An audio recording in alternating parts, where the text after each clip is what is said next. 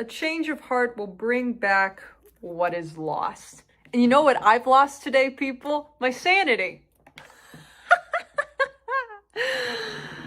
So today was a little rough. Nothing like a little aspartame instead of actual hydration. I don't really talk about the fact that I'm a waitress very often just because it's not really a part of my identity, nor is it a very inspirational part of my life. But it's just something I do to, you know, pay the bills and stuff. But it is a very big part of my life because I'm at the restaurant, you know, 40 hours a week, at least. So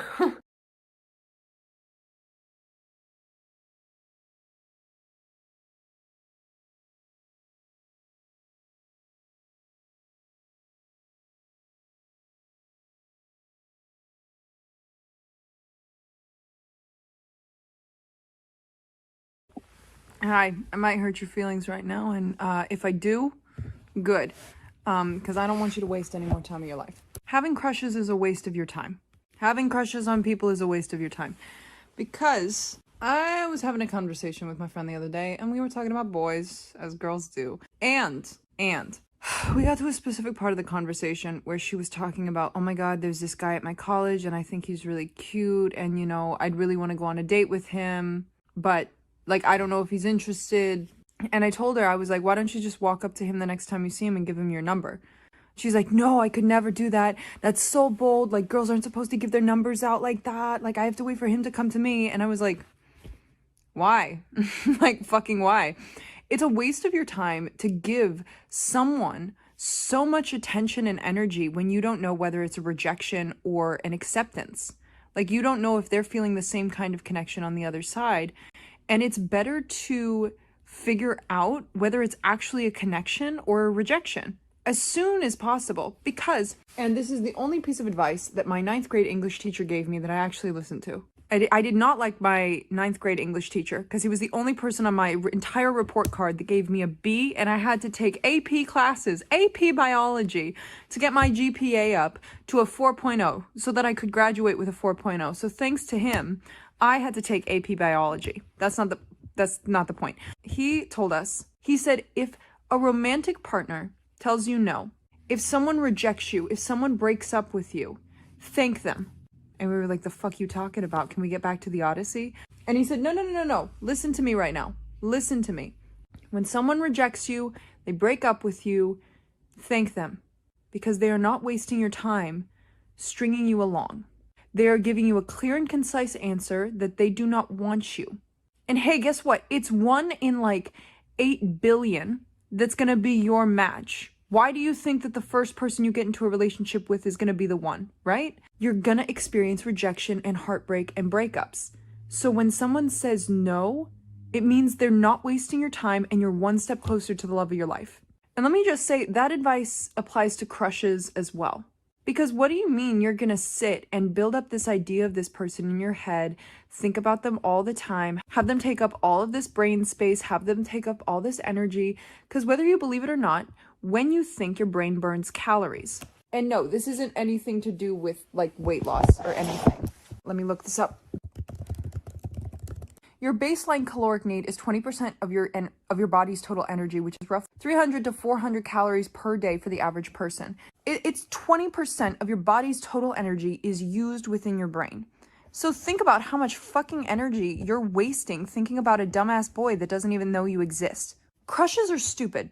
They are. And I've fallen victim to them. Again and again and again and again. Crushes are stupid, and we've really overcomplicated this idea of connection. And truly, to overcome crushes, you have to overcome your fear of rejection. You have to be okay with people saying no to you. You have to let go of your people pleasing and your fear of rejection. And that's how it's going to be easier for you to find the love of your life. Because think of it this way. If you feel a connection with a person, whether it's a friend, a random person you meet on the street, someone you meet on a dating app, which by the way, dating apps are crap. Don't download them. Just find someone naturally. My God, go to places and things that you like. Go to clubs, go to classes, find people with similar interests to you, and you'll find someone. Best believe me, there's 8 billion people on this planet. But you don't have to go on Tinder and find some boy who needs mushrooms to feel empathy. You know, you don't need that, girl. Come on. But that's not what I'm trying to say is the second you feel a connection with a person, give them your number. Walk up to them. Start a conversation. Say, hey, I find you attractive. Hey, I find you cute. Do you find me cute? Do you find me attractive? And if they say yes, awesome. Connection formed. Feel it through till the end, and you'll either experience heartbreak on the end of it, which will be okay, or you'll experience the love of your life. And the reason that we're so scared of just having that conversation, that initial conversation with a crush of just like, hey, this is how I'm feeling. I'm gonna lay myself out here and just, how are you feeling about me as a person? Like, just tell me your feelings. Is two reasons. One, we fear rejection because we think that them rejecting us is them saying that we're a bad person. Rejection is not them saying that you're a bad person, that you're an undateable person, that, you know, you're the worst, ugliest, most disgusting thing in the world. No, it just means that they don't feel that way towards you. You know, some people don't like olives. Some people like pickles. Maybe you're a pickle and the boy that you're asking out likes olives. Cool. Do you want to date someone that likes olives when you're a pickle? This is a horrible analogy. Stay with me here, folks. Or do you want to be with someone who loves pickles for who they are? You need to find the person that wants you for you. And why would you be with someone who doesn't want you? And our brain just like jumps to these extremes of, if this person rejects me, oh God, who am I going to find? What's going to happen? Like, what's going to happen next? Because we fear abandonment so deeply that our brain just like vacillates to the extremes. And also, when you let feelings linger for a crush before having that conversation of, hey, do you like me? Do you not like me? You'll build them up in your head so large that they become like this godlike entity, this like incredible person. You put them on the pedestal. Oh my God, I love them so much. They're my everything. And it's like, bitch, you don't even know them. You know the version of them that you've built up in your head, but you don't know who they actually are. You're feeling an initial attraction. You're feeling a connection. It's best to ask, just point blank period, like, hey, I'm feeling something. Are you feeling it too? You're having a crush for a reason. Having a crush is a feeling, the same way that danger is a feeling. And in my experience, every single time I've seen a person have a crush on a person, they have learned a massive lesson from that person. Whether that lesson was rejection, whether that lesson was love, the same way that you're attracted towards a person is the same way that you have like cravings for food. And there was a study, there was, oh God, I'm gonna violently misquote this, or the foods we crave, our body knows that we can get certain nutrients from these foods or certain things from these foods, so it's craving them specifically because it wants that thing.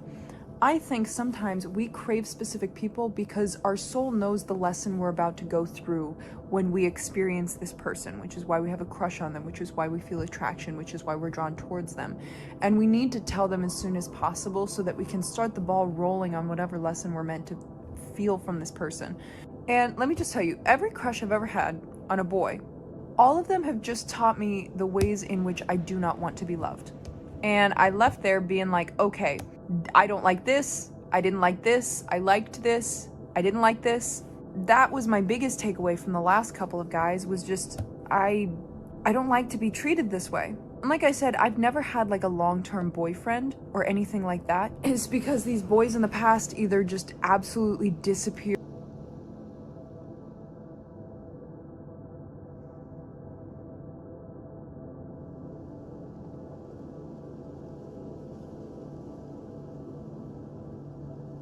Hi, hello.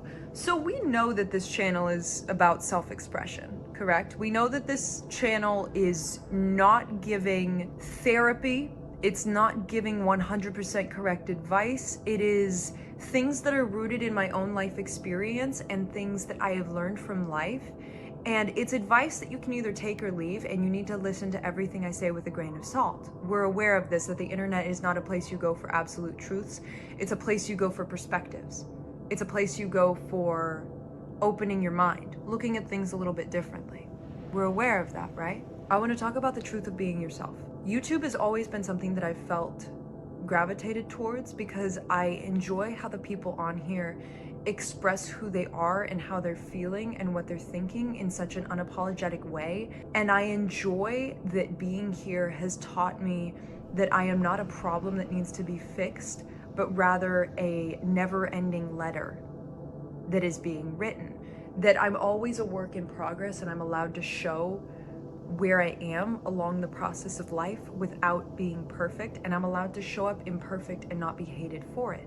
Now, everyone says that you should just be yourself, but people don't understand the courage that it actually takes to stand very firm in who you are. So I want to talk about that a little bit, because I think that we throw around the words be yourself as though it's as easy as pouring a bowl of cereal in the morning or making a cup of coffee. It's not. Being yourself is a battleground. Being yourself is a revolution. Being yourself is something that you have to fight for. Because, how do I explain this? My channel has always been rooted in the intention of self-expression, of saying how I'm feeling and what I've experienced. Now, to the people watching this, some of you think that I am an absolute authority figure. You love me, you like every one of my videos, you think I'm the best thing in the world. And some of you think that I'm a narcissistic idiot, I need to shut up forever and delete my channel. There's a wide spectrum of what you guys think of me. And that's to be expected. That comes with the territory. You're allowed to have free will and think of me whatever you want to. And I applaud that, because I want you to have free thinking. I want you to think of me however you want to. All I've wanted to do through this channel is help myself and others. That's the intention that everything is rooted in. Self-expression and helping others. Now, everyone has a version of me that exists within their mind. My identity is different in the minds of everyone who views me. There is who I really am and who I am in your head. And what I feel and why I do what I do only exists within me. Unless I sit down and tell you exactly the thought process that went into making a video, why I say the words that I do, explain myself a million times, and then tell you my entire life story, you're not gonna understand why my instincts and my emotions are the way they are. And who I actually am and who people think I am gets all jumbled up in this giant soup pot. But having the version to be me means that I am going to go against the version of me that exists within the minds of everyone who has ever known me, because I won't be acting like myself, the self that exists within your head. The version of me that goes through,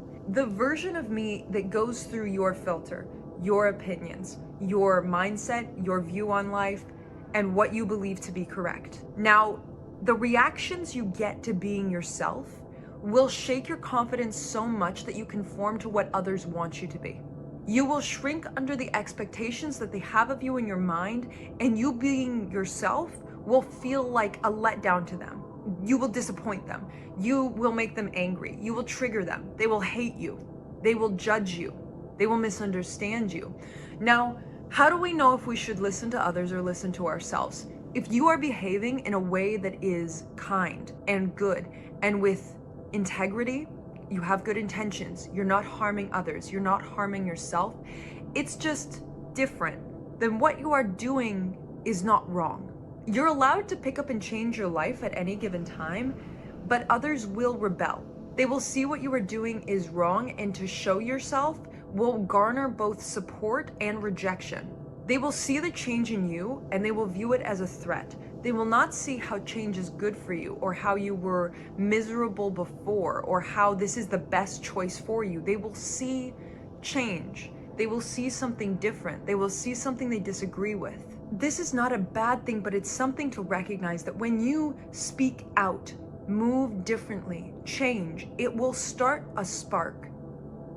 And some people will be inspired by your spark, support it even, grow from your strength of character, and others will be thrown into the ocean and try to throw water on your spark simply because they do not understand it.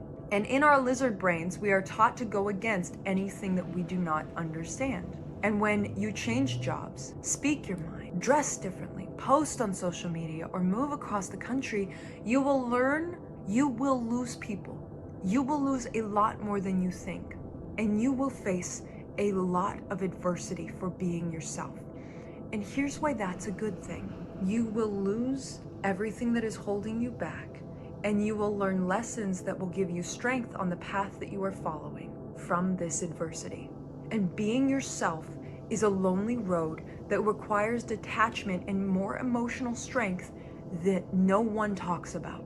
And like I said, being yourself is a battleground. And if you're confused about what being yourself means, being yourself is the central idea to take ownership of yourself, your identity, your actions, your life, and make sure it's something that you are happy with. It's being constantly confident, happy, loving, comfortable, growing and evolving with ease within your life. It's about honoring your change because you're not the same as you were as a kid. You like tomatoes now. You don't watch Fetch with Ruff Ruffman or SpongeBob or Arthur, or maybe you do, I don't know you. You have more knowledge and wisdom, which in turn changes your character. And you also need to honor whatever it is that you feel is necessary for you to do, because it might not be a forever thing, but it's something you have to do to understand more about yourself so you can move along the path. Like, let me give you this example. I'm not a steak person. I was vegan for like 2 years in the past, and I'm not a big meat person in general, especially steak. I'm not a steak person.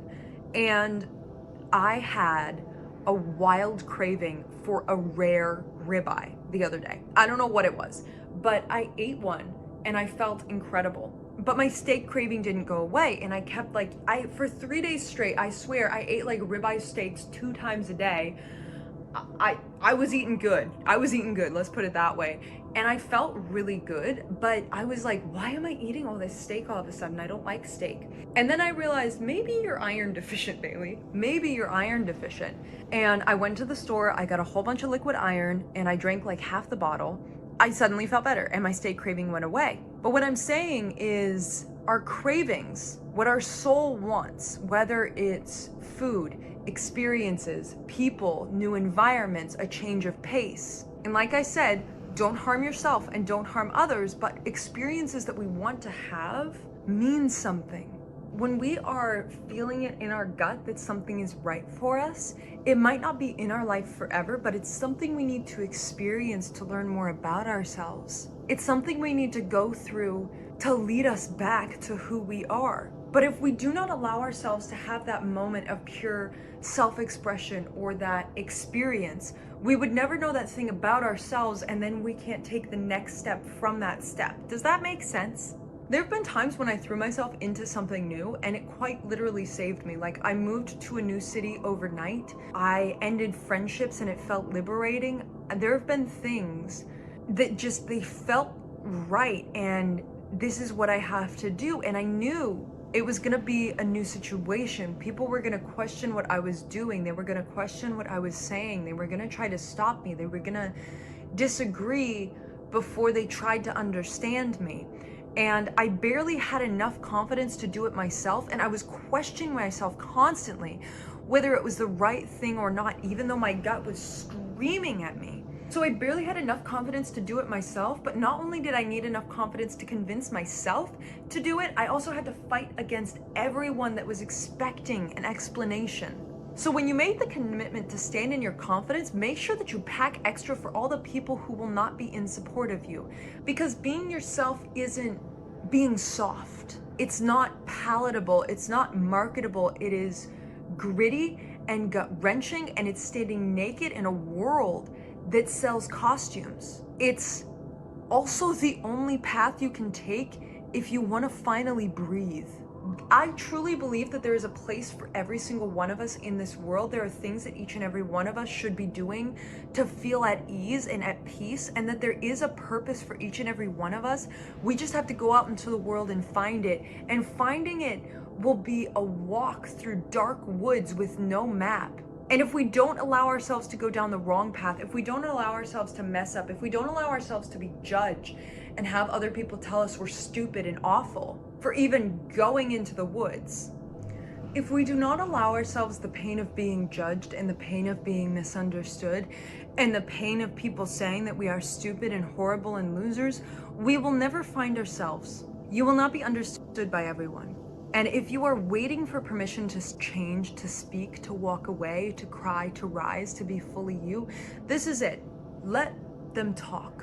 Let them misunderstand and let them fall away and let yourself begin. Because if I listened to everyone else around me and the vision that they had for my future and what they thought of me, I would be so fucking miserable. And the most powerful thing you can do in this life is live as you. Do what feels right, unapologetically, unfiltered, unedited. And that's where the real story is gonna begin. That's where you're gonna feel at home.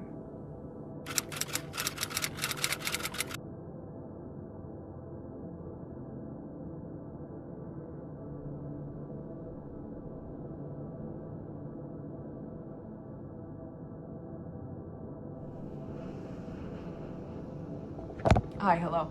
I just had a very important conversation with someone that I can't believe that I've never shared this information with you guys.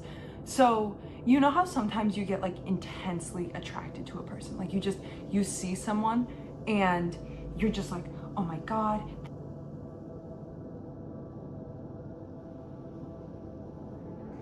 So I heard a quote today that went, your past has no meaning unless your ego is using it as evidence for why something is not working in your life. I'm gonna repeat that because I had to read it like 4 times for it to stick. Your past has no meaning unless your ego is using it for evidence as to why something isn't working in your life. Let's take a step back, shall we, people? This changed something in my brain, and it changed the way that I think about the art of detachment. So the art of detachment can be found in Buddhism, it can be found in Stoicism, it can be found in so much. The art of detachment is basically taking each moment for what each moment is and then completely detaching from it the next. Understanding that everything in life is a singular experience, understanding that everything in life is just a moment. It has no meaning. Nothing is good, nothing is bad. We don't place blame, we don't place meaning. It is just this experience that we get to have, life, right? And I am the queen of never letting go, okay? I have a huge problem with holding on, clinging, never letting go, and it has taken me years to let go of things that happened in my past because I want to know why it happened, or I want to place meaning behind it. Whether that meaning is, oh, this is why it's so difficult for me to get out of bed, it's because I was traumatized. This is why it's so difficult for me to reach for success, because I was traumatized. Oh, or in the positive light, I'm gonna go and I'm gonna do this great thing because of what happened in the past. I was talking about it in my last video, how I keep forgetting that you're supposed to put love at the center point of your life. You know what you're also supposed to do? You're supposed to let every moment go. Whether that moment was the best moment of your life or the worst moment of your life, it's okay to reminisce, it's okay to have memories, obviously, but what it is not okay is to let moments that happened in your past cling to you so much that it becomes a part of your identity, especially the bad moments, especially the trauma. Your past really doesn't fucking matter anymore. It doesn't. Is your past now? No. Where are your feet right now? Bring it back to the present moment. Have some mindfulness here, people. Where are you right now? No. I don't want to hear about what you went through. I don't want to hear about the pain that came before this moment. I don't want to hear about what you have to do tomorrow, what you have to do in 3 years, what you have to do in 5 years. Where are you right now? Right now in time and space. What moment are you getting to experience now? And what are you feeling that you should do right now? Not based on running from trauma, not based on proving something from your past or creating something for your future. Or creating something for your future because of what happened to your past. I'm talking about right now. If you sit with yourself, you are present, you are mindful, you are here now. What do you want to do right now? And this is something I struggle with like fucking crazy. Because I don't know if you guys have ever watched BoJack Horseman. You should watch BoJack Horseman if you haven't watched BoJack Horseman. BoJack Horseman is my favorite thing in the entire world. I love BoJack Horseman more than anything in the entire world. Maybe House MD. Maybe I like House MD a little bit more than I like BoJack Horseman. But every single second of every single day, I will tell everyone and anyone, watch fucking BoJack Horseman. Okay, especially if you have depression, especially if you struggled with trauma in the past, because I think you will find yourself in one of the characters throughout the series, and it will fucking help you. Because throughout my life, I have connected and related to different characters throughout the show, specifically Diane and specifically Princess Caroline. You won't get who those characters are unless you've seen the show, so I guess you gotta go watch the show in order for this to make sense, now don't you? Watch BoJack Horseman, okay? I love it. I love it so much. Anyway, the show, it's like a perfect representation of trauma, of depression, of so much. It's meant to explore themes including mental illness, addiction, relationships, sexuality, family, death, to highlight the life lessons we acquire from the consequences of our actions, right? But there is a quote in here that Diane says right before she goes on antidepressants in the show. And she's trying to write her novel, like her debut novel. She's this journalist writer. She wants to write her debut novel. And she wants to write this memoir about her life, and she is having such a hard time with it. And she gets this idea to write a children's book about these like detectives at a food court. And her boyfriend's like, you seem so passionate about the food court. Like, why don't you write about that? Like, why do you...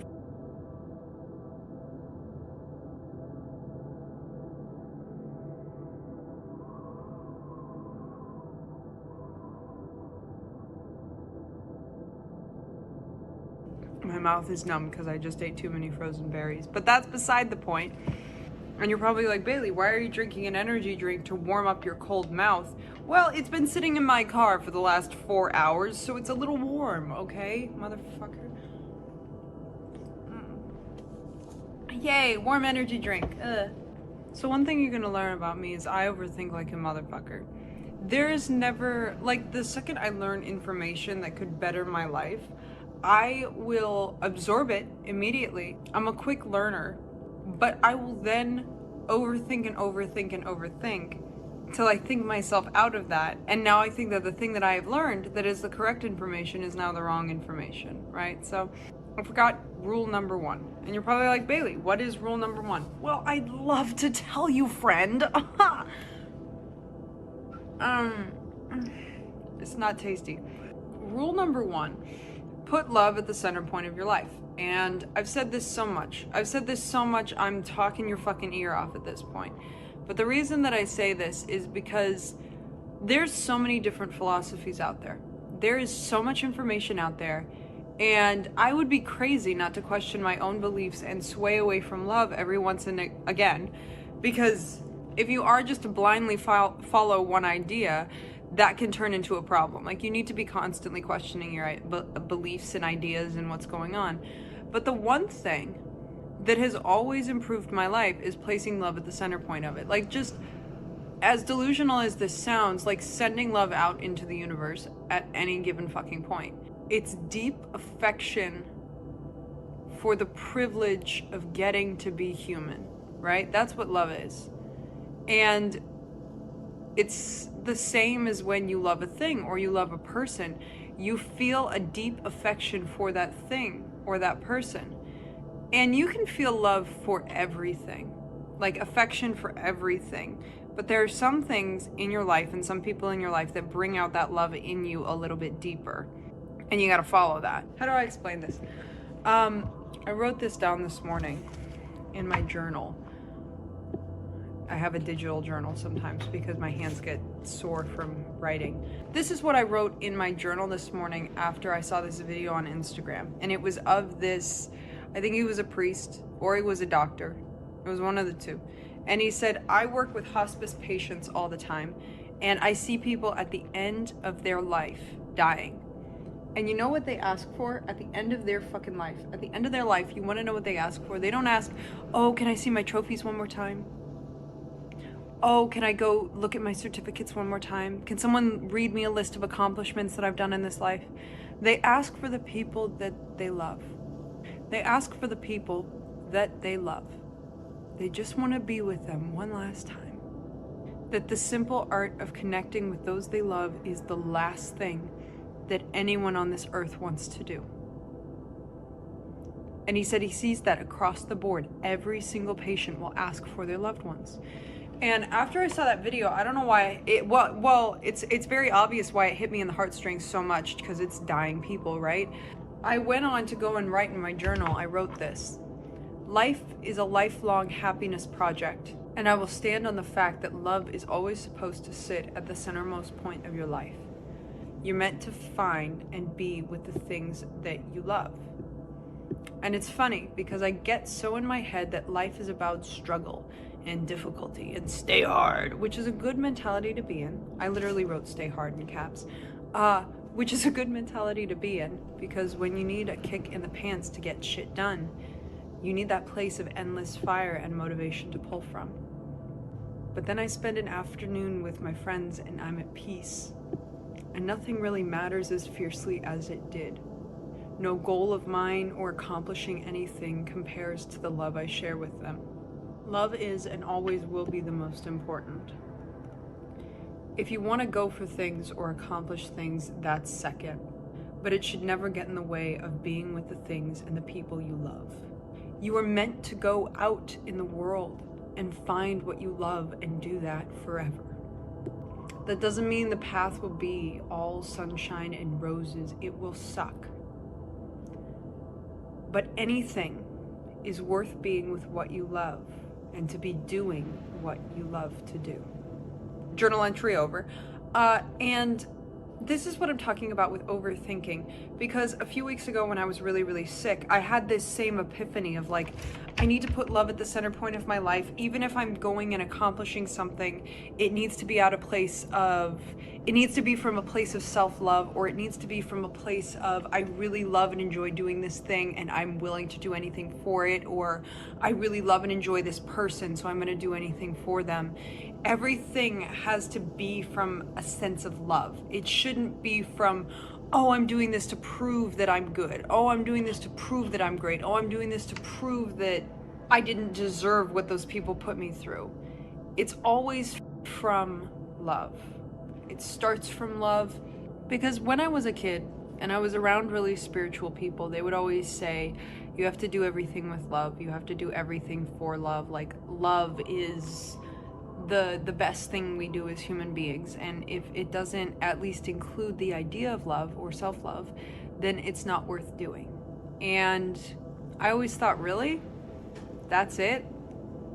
That's the whole reason we're here, is love? And so it's really easy to like hear all this shit on social media about motivation, or about who you should be, or how you should just shut out everything good and just grind as much as you can and become like this crazy best self. But discipline without love turns to self-punishment. You are not grinding, and you are not working, and you are not pushing because you wish to see yourself better. It's because you hate the current version of yourself and you would do anything to not hate yourself anymore. You can push yourself every day, but if you're doing it from a place of hate or shame or comparison, it rots you from the inside out. Believe me, I did that for years, and it brought me nothing but misery and ended me up in a hospital bed. But when you choose self-improvement, and when you choose discipline from a place of love, not from a place of, I need to be better, I need to be the best, I need to do this, it doesn't just make the grind worth it, it makes it bearable. Love gives purpose to the pain that you're putting yourself through. Like, love says, I'm not pushing myself because I hate where I am. I'm pushing because I love who I'm becoming. I honor who I am now. I honor where I am now, but I wish to see myself further. Because I've been in that very, like, angry mindset of, you know, these people put me through all this, and I hate myself, and life is horrible, and everything is awful, and everything is just the worst. And so you know what I'm gonna do? I'm gonna work my ass off, and I'm gonna go, and I'm gonna become great, and I'm gonna become something amazing, and I'm gonna become something incredible. And that does nothing but wear you the fuck down. It wears you down. And then you reach those accomplishments, and you reach your goals, and you realize that all that hard work didn't fill the void in your heart. Because love is a fuel that doesn't burn you out, you know? Fear pushes, love pulls. When you act from fear, you crash. When you act from anger, you crash. When you act from desperation, you will eventually crash. But when you do something from love, you expand. When you choose to keep your heart open, when the world tells you to shut it down, that is a strength. When you learn how to feel your emotions, let them go, and then continue along the path of life from a place of self-admiration and confidence, it is a power that is astounding. Like loving yourself in a world that numbs is rebellious. Feeling emotions in a world that is numbs is rebellious. Finding the strength within yourself to have confidence and self-compassion in a world that numbs is rebellious. It takes power to lead with compassion in a culture that glorifies numbness. And I've been along this little journey of mine for a very long time now, and I'm trying very desperately to create a life from desperation. I'm trying to create a life of, oh my God, I want to get out of here. Oh my God, I'm so sick of my life. Oh my God, I'm so sick of doing this. I just want a different life. I want something new. I just want to be better. That's the mindset and the feeling that I'm pulling from. But when I take a fucking breath, but when I sit down for a moment and I put my hands here and I'm like, what would love do? When I sit and I love myself and I choose to have compassion and I choose to have patience and admiration for myself, and I do not numb any part of me, and I do not connect and identify with my trauma and the pain that's in me, what do I want to do? And I think it is from that feeling that I always have to stay connected to, because that is the strongest thing you can do, is choose to be loving when the world has turned you bitter. And I made a promise to myself when I was 10 years old that I said, I will not let the world turn me bitter. And I fear that it has. But now that I've identified it, I don't want to be bitter anymore. I want to be loving. I want to be confident. I want to appreciate myself. And I want the love in my heart to create the life that is best for me, not the fear that's in my head. Create a life that will make me suffer.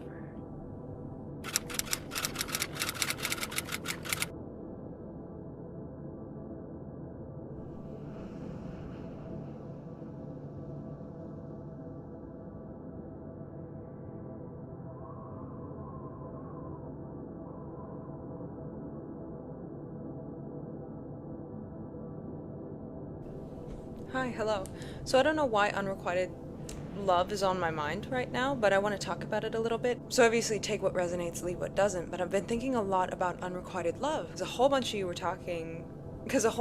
like, talk about it, and I'm like, okay, I guess I'll talk about it now, because it's really hot here, and I have nothing to do but think and roast. So I've been thinking a lot about unrequited love, and unrequited love is an abundance issue. Like when you experience pain from unrequited love, it's an abundance issue. If love does not come to you through one person or one thing, it will find its way to you through something else. Like everything on this planet is just channeling love into the planet. It's channeling things into the planet. And if you are not receiving love from something, it's because that thing is not meant to love you. And you'll probably see 10 years in the future like, oh my God, I'm so glad that that didn't happen with that person, or I'm so glad I didn't get that career, or I'm so glad that this didn't happen, because I can see the hindsight now. I can see why, Allah, God, Steve put me on this path. I can see why things didn't work out.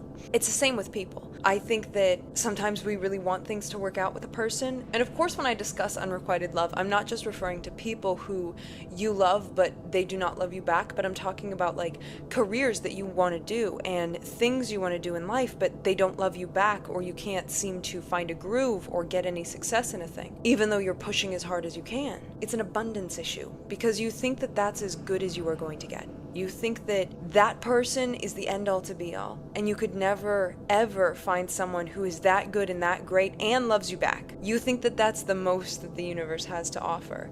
The world is limitless. The world is infinite, where anything can happen. I gotta tell you, anything can happen on this planet. If we sat down every member of humanity, all 8 billion of us, I think it is right now, it's a crazy number, and we all told our individualized story, I guarantee you every single thing that each of us think could happen has happened with another person.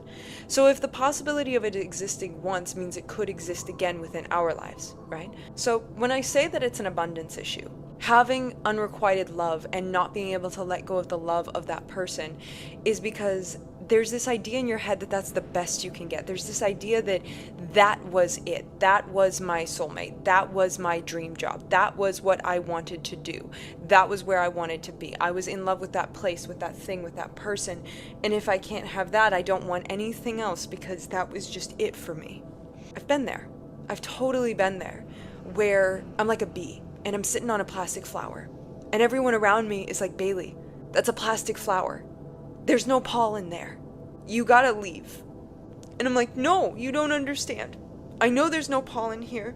I know there's no possibility of this, but I love it, you know? I want this job. I want this person.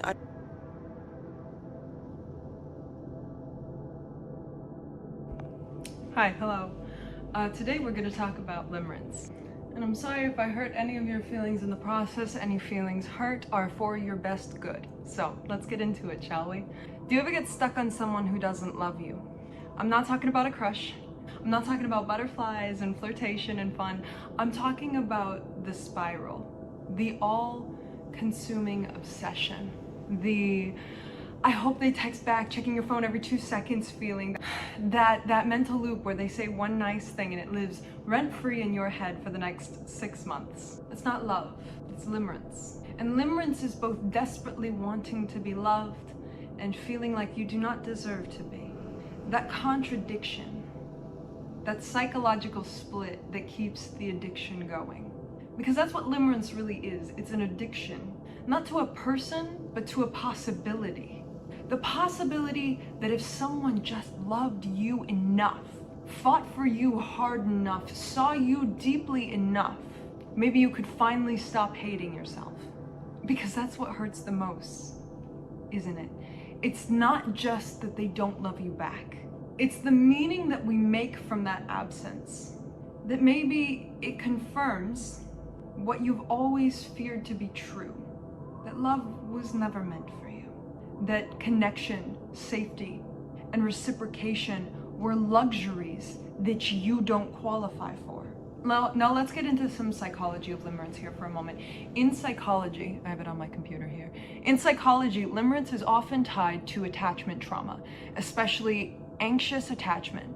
When love was unpredictable, inconsistent, or conditional as a child, we learned to chase it. That love was not something given unconditionally. We believed we had to earn love by being enough, pretty enough, smart enough, low maintenance enough, quiet enough. So when someone shows us breadcrumbs, our brains light up like we've hit the jackpot. Intermittent reinforcement is what it's called. The same system slot machines use to hook people is exactly what is going on in your brain during limerence. It's one of the strongest psychological forces, and limerence thrives on it. The push and the pull, the almost, the mixed signals. It hijacks your nervous system and calls itself love. It's not love. It's a compulsion to complete a narrative that was never yours to carry in the first place. That person, this person that you claim that you are in love with, that you want to love you back, is filling a hole in you. It's also taking the place and continuing the cycle of begging for love and never receiving it from a parent as a kid. It's the same cycle. It's a compulsion to carry a narrative that was never yours to carry in the first place. It's taking the place and continuing the cycle of begging for love and never receiving it from a parent as a kid. We are repeating the cycle of what is, say it with me now, comfortable, not healthy, because our nervous system gets used to what we feed it. And if we are fed the cycle of begging and wishing and hoping that we will receive what we need from a parent, the love we desperately crave from a parent that should be given to us unconditionally just by being born, we look for that because it's what we've always known. And what we always know is not always what is healthy, because we think deep down, we have been taught that love is a game of endurance. That if we just hold on long enough, someone will finally give us what we have always been missing. But true love isn't earned through suffering. You think that what you're craving is them, but what you are craving is healing. If you really wanted love, you would be in a relationship with someone who loves you, who texts you back, who shows up, who is consistent, but instead you are obsessing over someone that gives you nothing and that tells you something about yourself. You choose subconsciously to stay in this headspace because if you wanted to leave, you'd say, I deserve a love that loves me back, and leave, but you don't. Because deep down, you don't believe love is safe. You don't believe you're worthy of it. So you seek people out that confirm that belief. Limerence tells you that the absence of love is the only love you deserve. So you wait, you fantasize, you write mental stories about a version of them that will never exist. And here's the thing, you're looking for water in a dry well, and that doesn't make this other person a bad person. It means they're exercising their free will and aren't interested in you. Interest isn't cut and dry, and there's so many reasons why a person might not be romantically attracted to you. Someone not being attracted to you doesn't say anything about your worth. Let's say it again, and say it with me now this time. Someone not being attracted to you doesn't say anything about your worth. And limerence has so much more to do with you than it ever does with that other person. Because when someone doesn't like you back, it's your duty to walk away and find someone that does, but you stay. Why? Because limerence doesn't care about truth. It wants hope. It wants to keep spinning the wheel just in case today is the day that they finally see you, the day you are finally heard, seen, expressed, loved, carried, chosen. Treat it like an obsession because psychologically it is. And believe me, I've been there. There's always been someone in the back of my mind where I'm like, oh, I can't go off and date because what if this person finally decides to love me today? I didn't want him to love me. I wanted him to notice how lovable I was. I wanted him to give me the permission and the evidence that I was lovable. I wanted him to make me lovable by choosing me. I've always been lovable, and it doesn't matter who chooses me.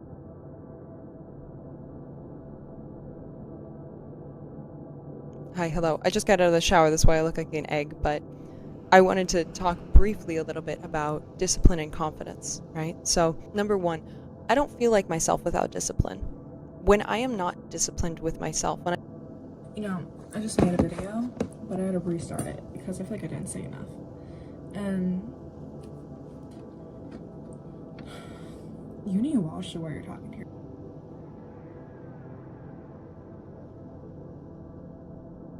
Hi, so I need to talk something out with you, and it's gonna get really vulnerable, so prepare yourself. I do this really horrible thing where I pick the skin around my fingers, and it's the worst habit I do.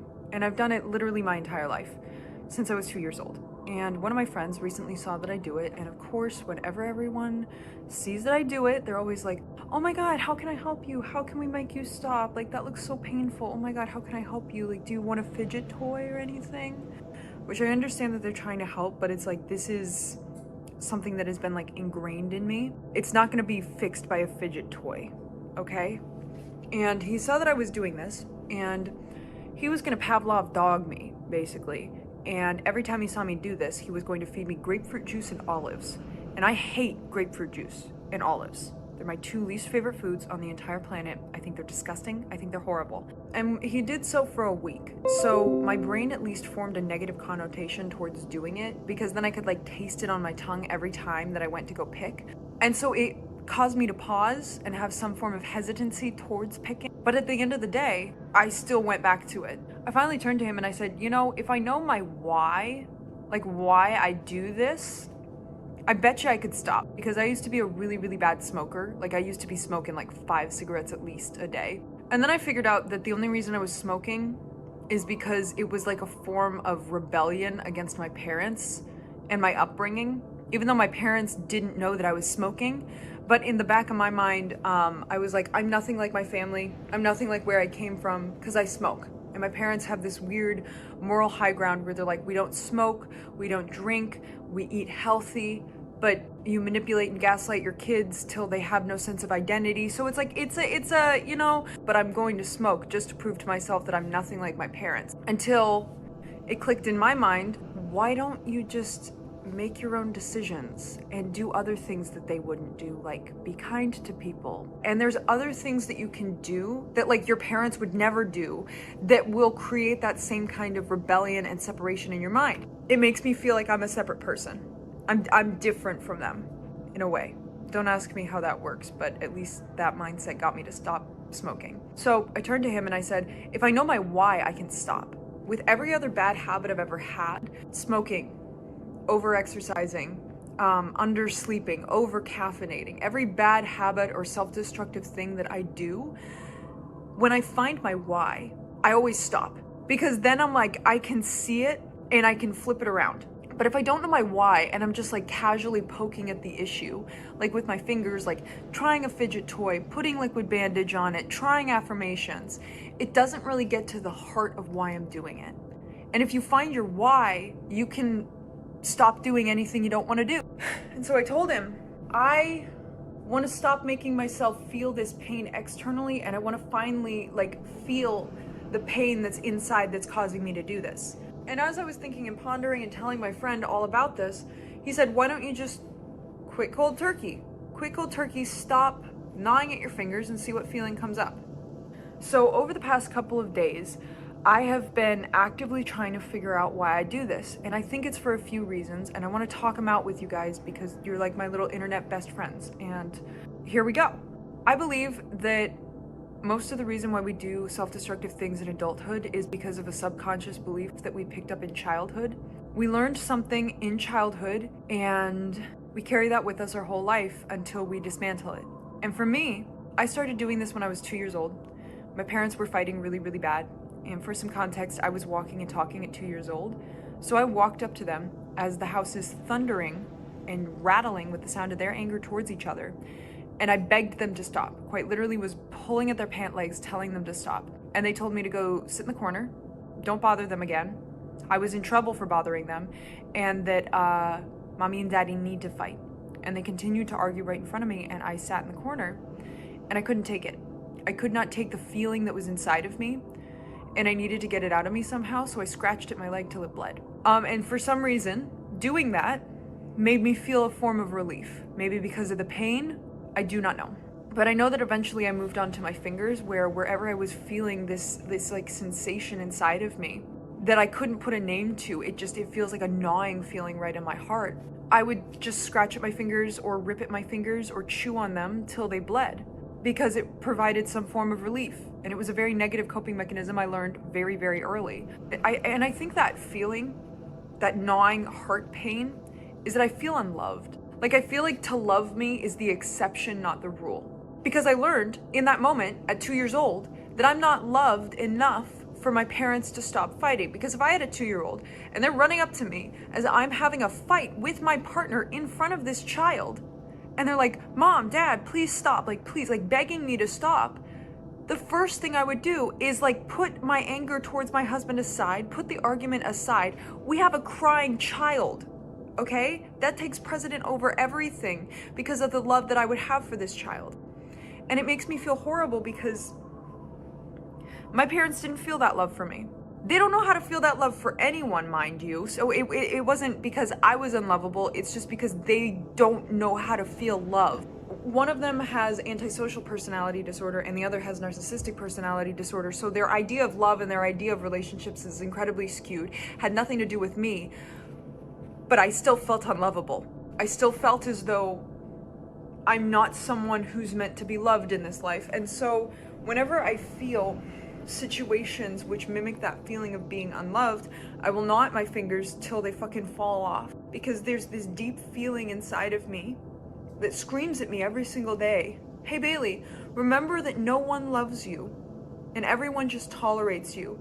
And even if people say they care for you, they are lying. And even if people say they are your friend, they're lying. If people ask you out on a date, they're meaning it as a joke. Or they're meaning it because they want to sleep with you, not because they actually like you. No one really likes you, Bailey. And another thing is that every situation that I'm in, even if it's a good situation, even if there is no evidence that the people around me hate me, I will constantly monitor their behavior, and any shift in their behavior, I'll be like, oh, look at that, they hate me. Because as a kid, my mom was an extremely explosive and emotional person, so I had to constantly monitor her behavior. And if I felt even the tiniest shift, it was like, okay, you gotta quiet down and you gotta hide Bailey. You can't say a word. You have to agree with everything she says. You cannot piss her off. Don't go in her room. Don't talk to her, because she will explode and she will tear you limb from emotional limb. I can't even explain like the amount of psychological damage that woman did to me. Like, she will make you believe that you're not even fucking human. You know, like you are the scum of the fucking earth. And whenever there was that shift in behavior, it was like, retreat Bailey, fucking hide. So I do this with other people where I will just constantly monitor their behavior. And if there's just the tiniest little change, they speak a little less, they text a little less, they seem a little less enthusiastic, they take longer to respond to texts. I'm like, that, look right there, they hate me. They don't hate me, but I'll constantly be looking for evidence that they do. And it's exhausting. That's the feeling that came up. And so not only is there this feeling deep inside of me that I have to knot my fingers till they fall off, there's this even deeper feeling of I have to be in constant pain to feel alive. I have to be in constant pain to feel like I'm a human being. I have to be in constant pain because it's what I deserve. I have to be in constant pain because pain is the only thing I've ever known, and it's the only thing that's been a constant throughout my entire life. And so for most people, love is the constant. People caring for them is the constant. People being there for them is the constant. So whenever they feel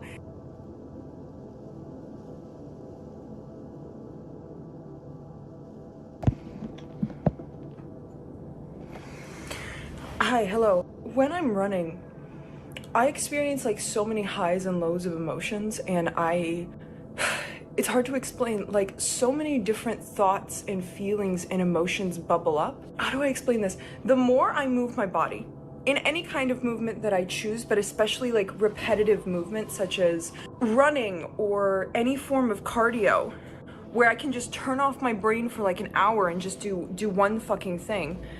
It's like movement is a form of therapy for me, where I'm able to think through all of my thought processes. I'm able to regulate my emotions. I'm able to put a name to the feeling that's like sitting on my chest. Because I'm someone who's really bad at identifying my emotions. I'm very bad at saying, oh yeah, I'm happy right now. Oh yeah, I'm sad right now. I'm, disgusted, repulsed, angry right now.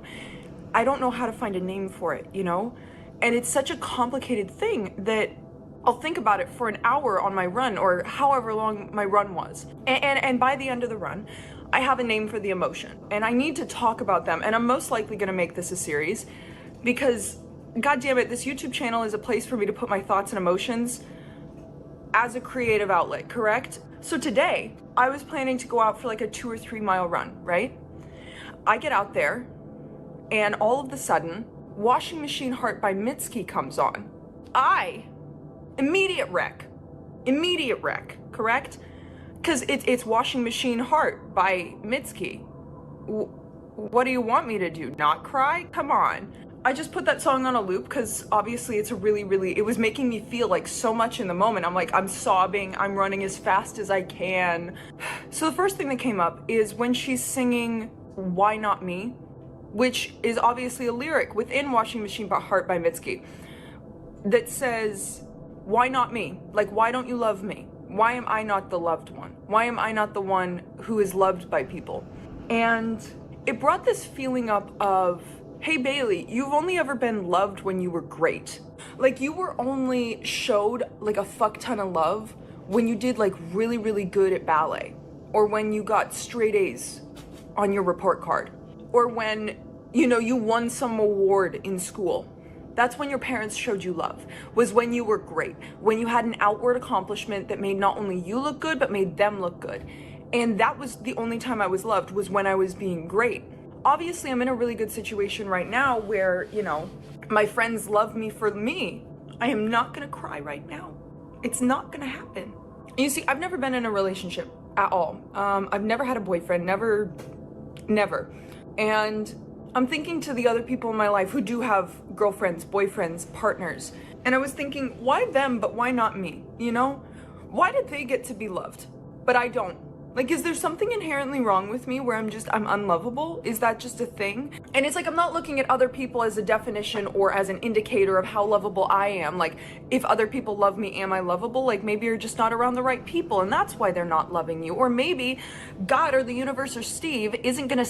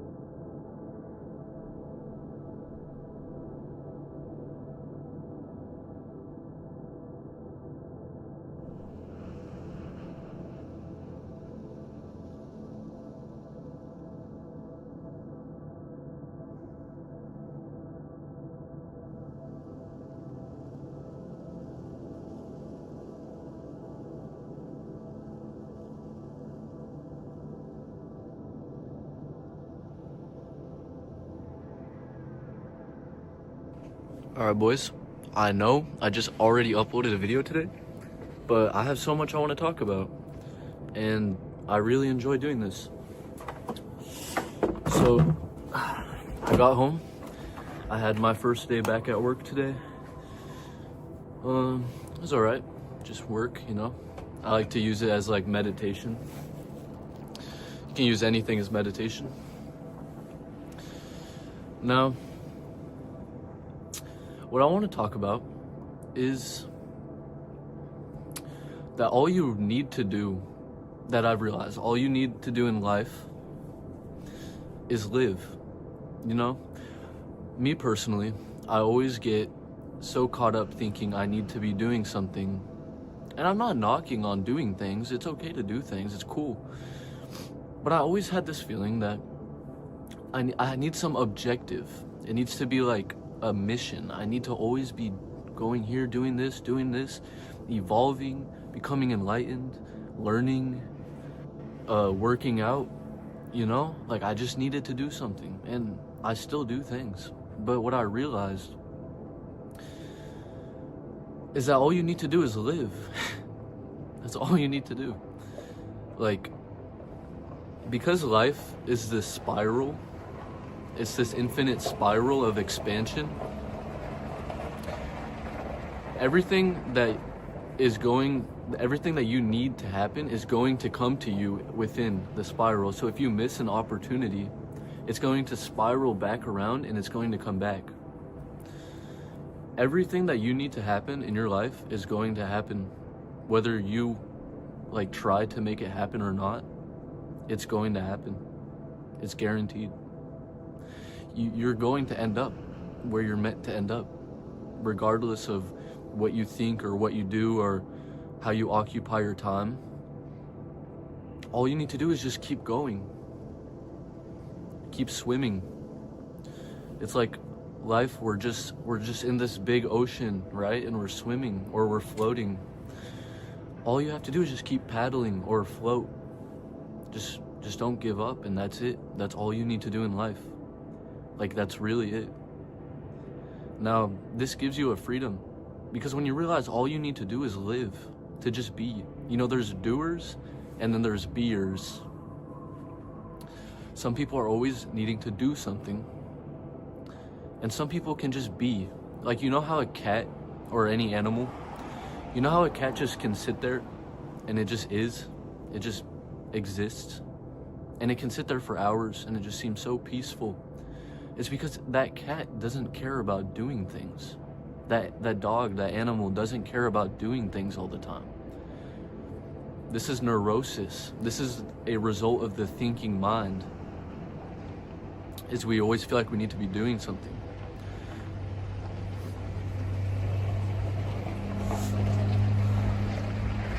But when you realize that you don't need to be doing something, and that you can just exist and just be, now you're not doing things because you feel like you need to. Now you're doing things because you want to. Can you see the difference? Can you feel the difference? When you feel like you need to you need to go to work. You need to do this. You need to do whatever. It's like there's tension. There's resistance. When you switch from the doing mindset to the being mindset, and suddenly everything you're doing is because you want to do it. That's different, because it's relaxed. It's instead of like feeling like you're getting tugged on this chain, rather you're just going, you're just flowing. Everything's just happening, you know? I say a lot of the same things in a lot of my videos, and I think that's because it's my core message. This is what I need to get out there, because this is the work of my life. This is what I've always been focused on my whole life, is what I'm teaching. So I'm gonna keep repeating myself and I'm gonna say it in different ways, but say the same thing, pointing to the same truth. Because that's my life's work. And I want you to know it, because it brings me peace. It brings me peace knowing that all I need to do is just exist, to just be myself, like a cat, and just be. It's peaceful. It's amazing. It opens you up to love when you're so empty in your consciousness. When you just exist, you're open to love. You're open to everything.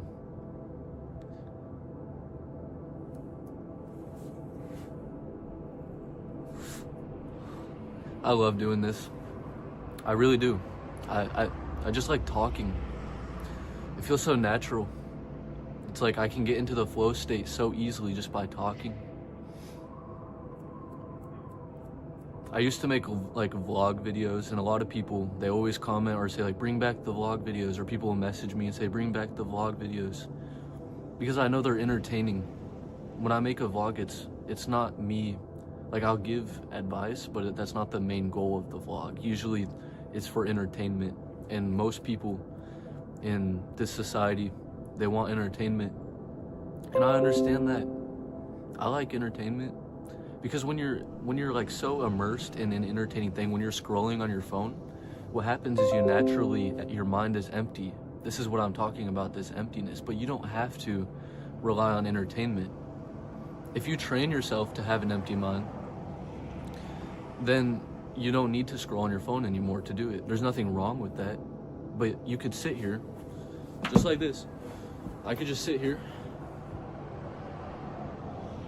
and I'll just feel the same. Like, it's all the same. And it's good. It's life. I'm alive. Do you ever just stop and you just think, I'm alive? And you just really let that sink in. Like, beyond any level you have before, like on the deepest level, and you're like, I'm alive. That's a beautiful feeling. And when you're empty, you have that feeling more. But yeah, if I want to make entertaining videos, I might, but it's just so fun. It's so fun to just talk and to just do this. Like, this is what I enjoy. You know, I built my channel off the entertainment, and then I pivoted so heavily into talking and just trying to give you wisdom, because that's what I care about. I care about wisdom. That's my life's work, again. And maybe it'll take a while for me to find people who want that wisdom as opposed to people who want the entertainment. And that's okay, because I'm no longer attached to the external or what anybody thinks. That's the freedom that comes with having an empty mind. If someone is judging you and they feel some type of way about you, that's their problem, not yours. It's not your problem. Now, if they're judging you and it makes you feel a certain type of way, if someone's judging you and you feel bad about it, now that's your problem. You understand? It's not their problem that they're judging you. It's your problem that you're feeling it.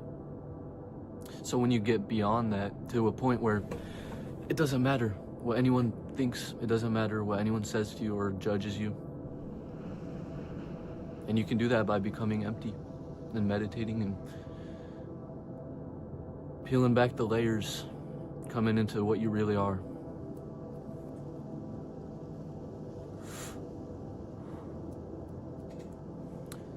Anyway, 8 minutes, not bad. Actually, no, almost 9 minutes. Pretty good. A little yap sesh. I don't want to make my videos too long, you know. But yeah. Oh, I kind of want to start a podcast. Me and my best friend, we could do a podcast. I think that would be good. Because I feel like when I'm having a conversation, I flow even better than when I'm just talking to a camera by myself. But yeah, anyway, just remember, the key point of this video, all you have to do is just exist, to just live. Switch from doing to being. Empty your mind. And I hope you have a good day. Bye. Video 2 of today, whatever day it is, I don't know.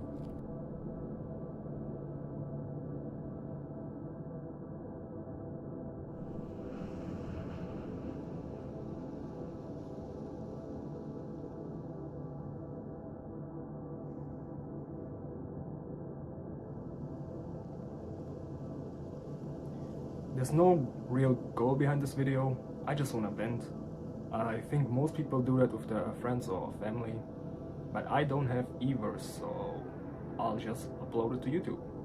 I suddenly have this desire to talk because I've recently lost my job, and now I spend every night just lying in bed for hours. I remember when I was a kid and I saw Britney Spears on the TV and I just thought, like, this is it. I want to do that. I want to be a singer. And it's been something that's always followed me throughout my life, as well as art, as well as drawing and painting. And as I've gotten older, especially when I was a teenager, there were so many things in my life that made me feel like it was never going to happen for me. I think I was very deeply insecure, and I just generally hated myself, and I didn't know how to accept or love who I was. I thought that who I was wrong. A lot of that was because I would compare myself to other people, and I'd compare my timing to other people. And I think it's so common to see somebody younger than you achieve something that you've always wanted to achieve, and then you're sort of like, oh god, I've expired, or my time is never going to come because they're younger and they've already sort of taken up this space. And I feel like that is a misconception that I held on to for a long time, was that if somebody else is doing what I want to do, it means that there's less for me, there's less space for me, they're taking up more resources, and there's not enough for me. And it's just not true. I've found throughout my life that it's not true. When I decided that I was going to take music seriously and I was going to carve my own path, not out of wanting what somebody else had, but out of finding what I wanted and what was authentically going to bring me joy, that wasn't rooted in jealousy or competitiveness, but rooted in authenticity and self-love. And I'm telling you, it's brought me to places in my life I never thought possible, but ultimately it brought me into my own timing. Even today, I still look at other people's lives and I think to myself, oh my gosh, when am I gonna finish the things that I'm doing? When is this next project gonna happen? When am I gonna, be on to my next big thing? And I think as artists, we're bound to that feeling. That feeling comes every single time we finish something. And it is important to stop and look at how far you've come.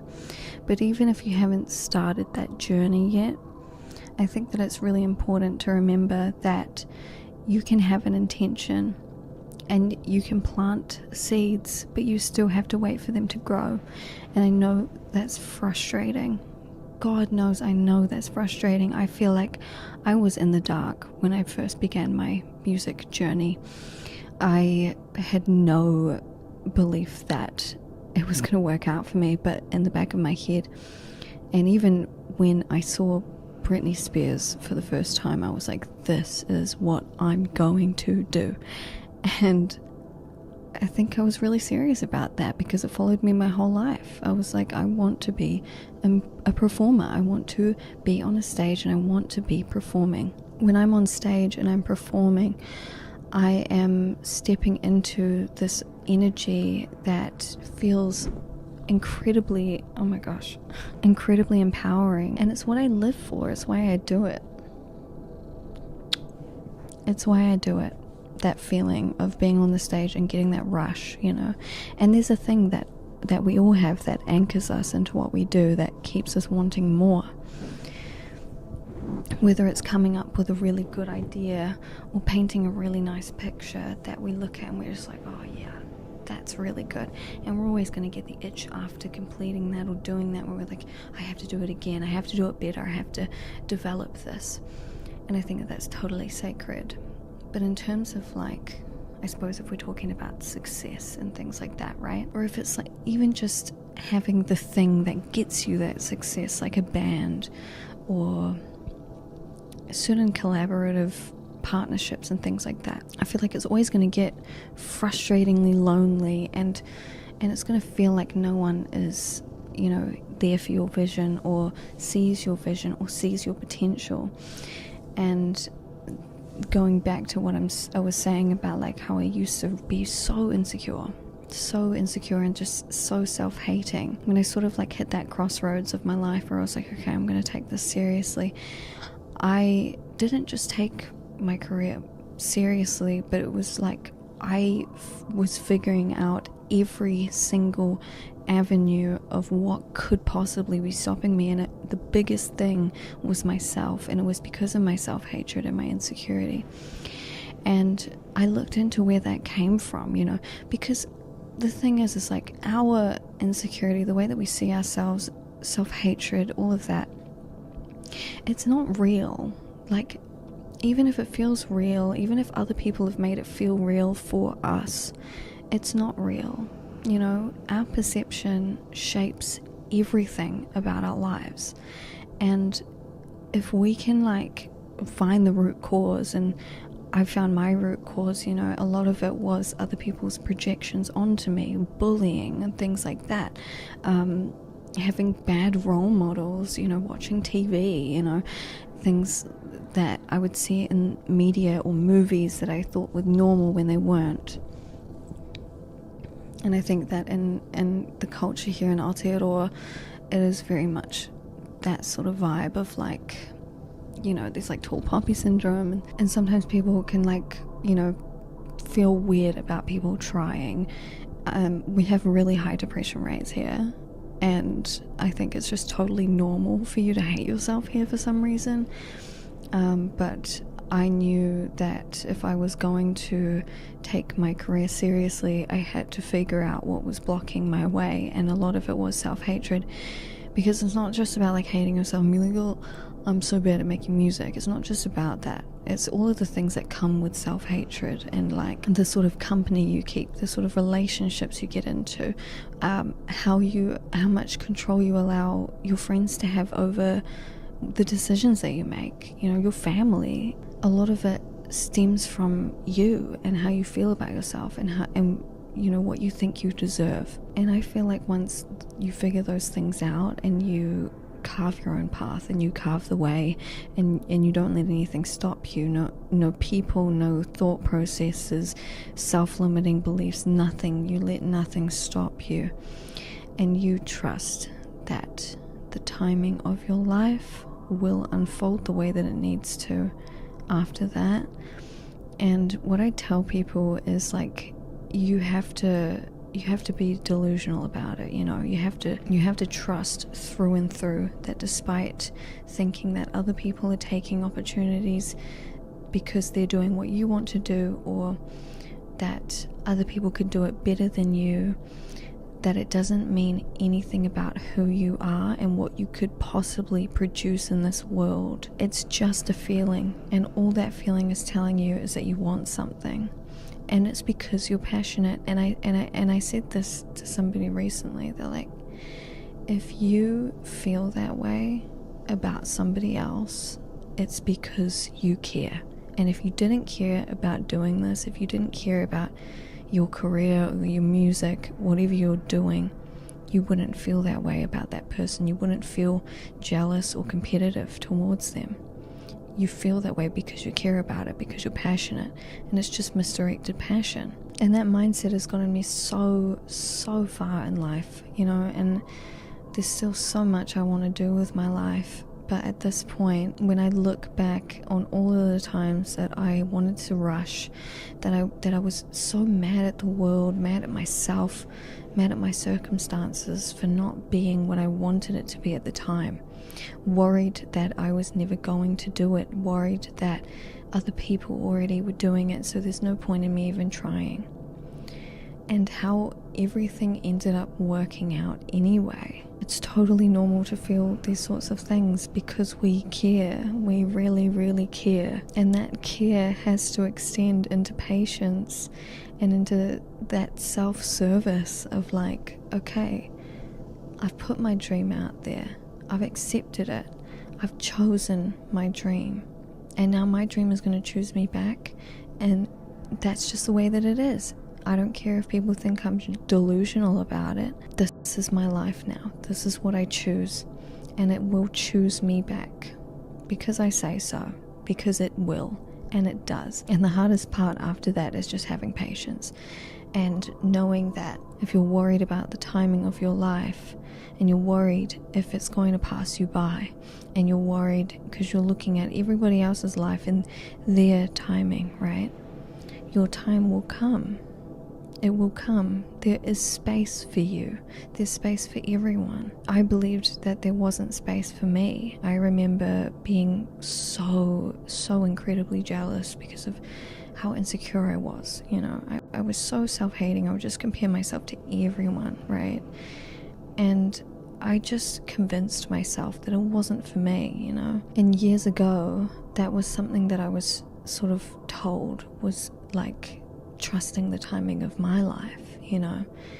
And yes, it was grueling, it was frustrating, and I just remember so many times wanting to give up, you know. Like, it wasn't a linear process. I remember there were times where I would go for walks up by my house, like before I put together my band, and I would just sit there and I'd just cry, and I'd just be like, it's not meant for me. It's not meant for me. It's not meant for me. But something always brought me back. And I was talking to my partner the other day, and I said to him, it was just some like random fear that I was having, and I was like, oh, you know, like if this happened, I think that I'd just give up the whole thing. And he looks at me and he's like, no, you won't. And I was like, oh, actually, you're right about that. I won't. Like, and I tell people often, like, no one can stop me, not even myself. I really couldn't stop if I tried.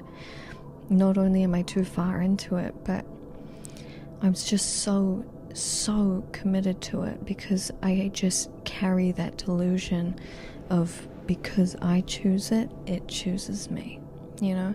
And I think that we're born with passions that get nurtured in childhood, and we either abandon them or we think that it's not possible to, live a life coinciding with them, which is ridiculous. It's like, oh, well, you're gonna get a stable job, and oh, well, I have these commitments, and oh, well, are you happy?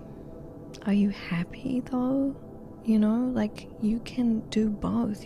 And the thing is like, when you're an artist, which I think everyone at some capacity is a creator, but when you live and breathe that artistry, you have to honor the difference between you and somebody that is completely happy living a traditional life. There are going to be things that are different about you, and one of the main things is that it is so incredibly important to have a relationship with your inner child. And you think about what children are like when, like, we're talking about being patient. They want things now. They want that instant gratification. And that's where we come in as adults or as older versions of ourselves, to guide that inner child, to nurture it, to give it playtime, to be able to just have fun and create things without pressure of having to contribute to a bigger project, but just to have fun. And that's the thing that we want most, right? We want to be happy. We want to have that fulfillment and feel that fulfillment of being creative and being satisfied with what we create. And I don't think that we can have that without having an honest and authentic relationship with our inner child, where they feel safe, where they feel seen, understood, heard, and nurtured in their creative self-expression, in your creative self-expression, which is so important when it comes to, your career or your life, the way that you integrate your artistry into your life. And then it doesn't become about timing and being patient. It becomes all about having fun and feeling the fulfillment from being a creative being. And when you're living that kind of life, nothing else matters. And your time will come. And you'll be able to express yourself the way that you want to, but it's going to feel the most fulfilling if it is authentically you. It's going to be the most rewarding and going to be the most fun if it is authentic to you. I feel like that was a really big ramble and that I might have gone on a bit of a tangent, but as always, I really hope that this video helped, and I'll see you in the next one.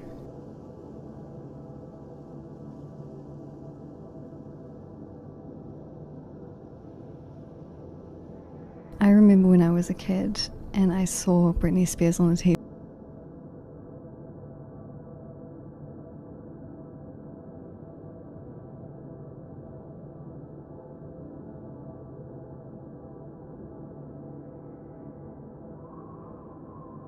Today I want to talk about shining your light, what it means to shine your light, and this video is specifically for people who feel like they have to dim their light in order to make other people feel comfortable.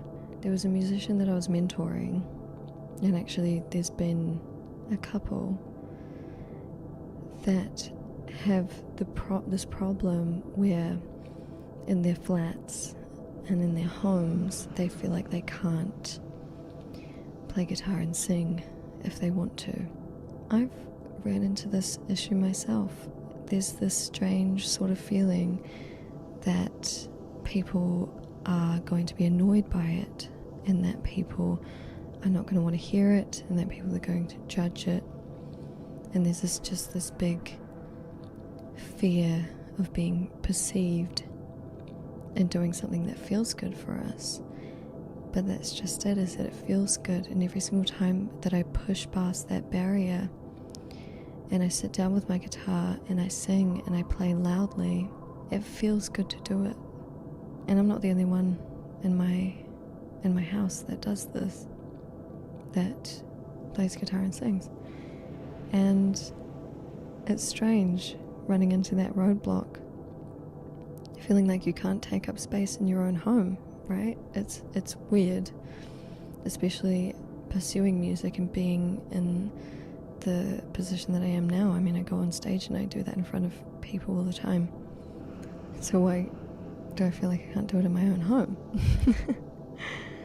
But no matter what fears we project onto people and what they might think about us just being in our own space and expressing ourselves, just doesn't really matter, because at the end of the day, if I'm expressing myself, or if you're expressing yourself and you are taking up space by playing guitar and singing, just as an example, and if somebody has a problem with it, you know, if they felt threatened by that, or they felt they wanted you to stop, or they did things to try and stop you from doing it or make you feel discouraged from doing it, that's just a bad sort of person. And why would you want people like that around? And if you're in that situation, I'm really sorry. That sucks really bad. And I hope for you that you continue to express yourself despite what other people think. Because at the end of the day, it's their own projection.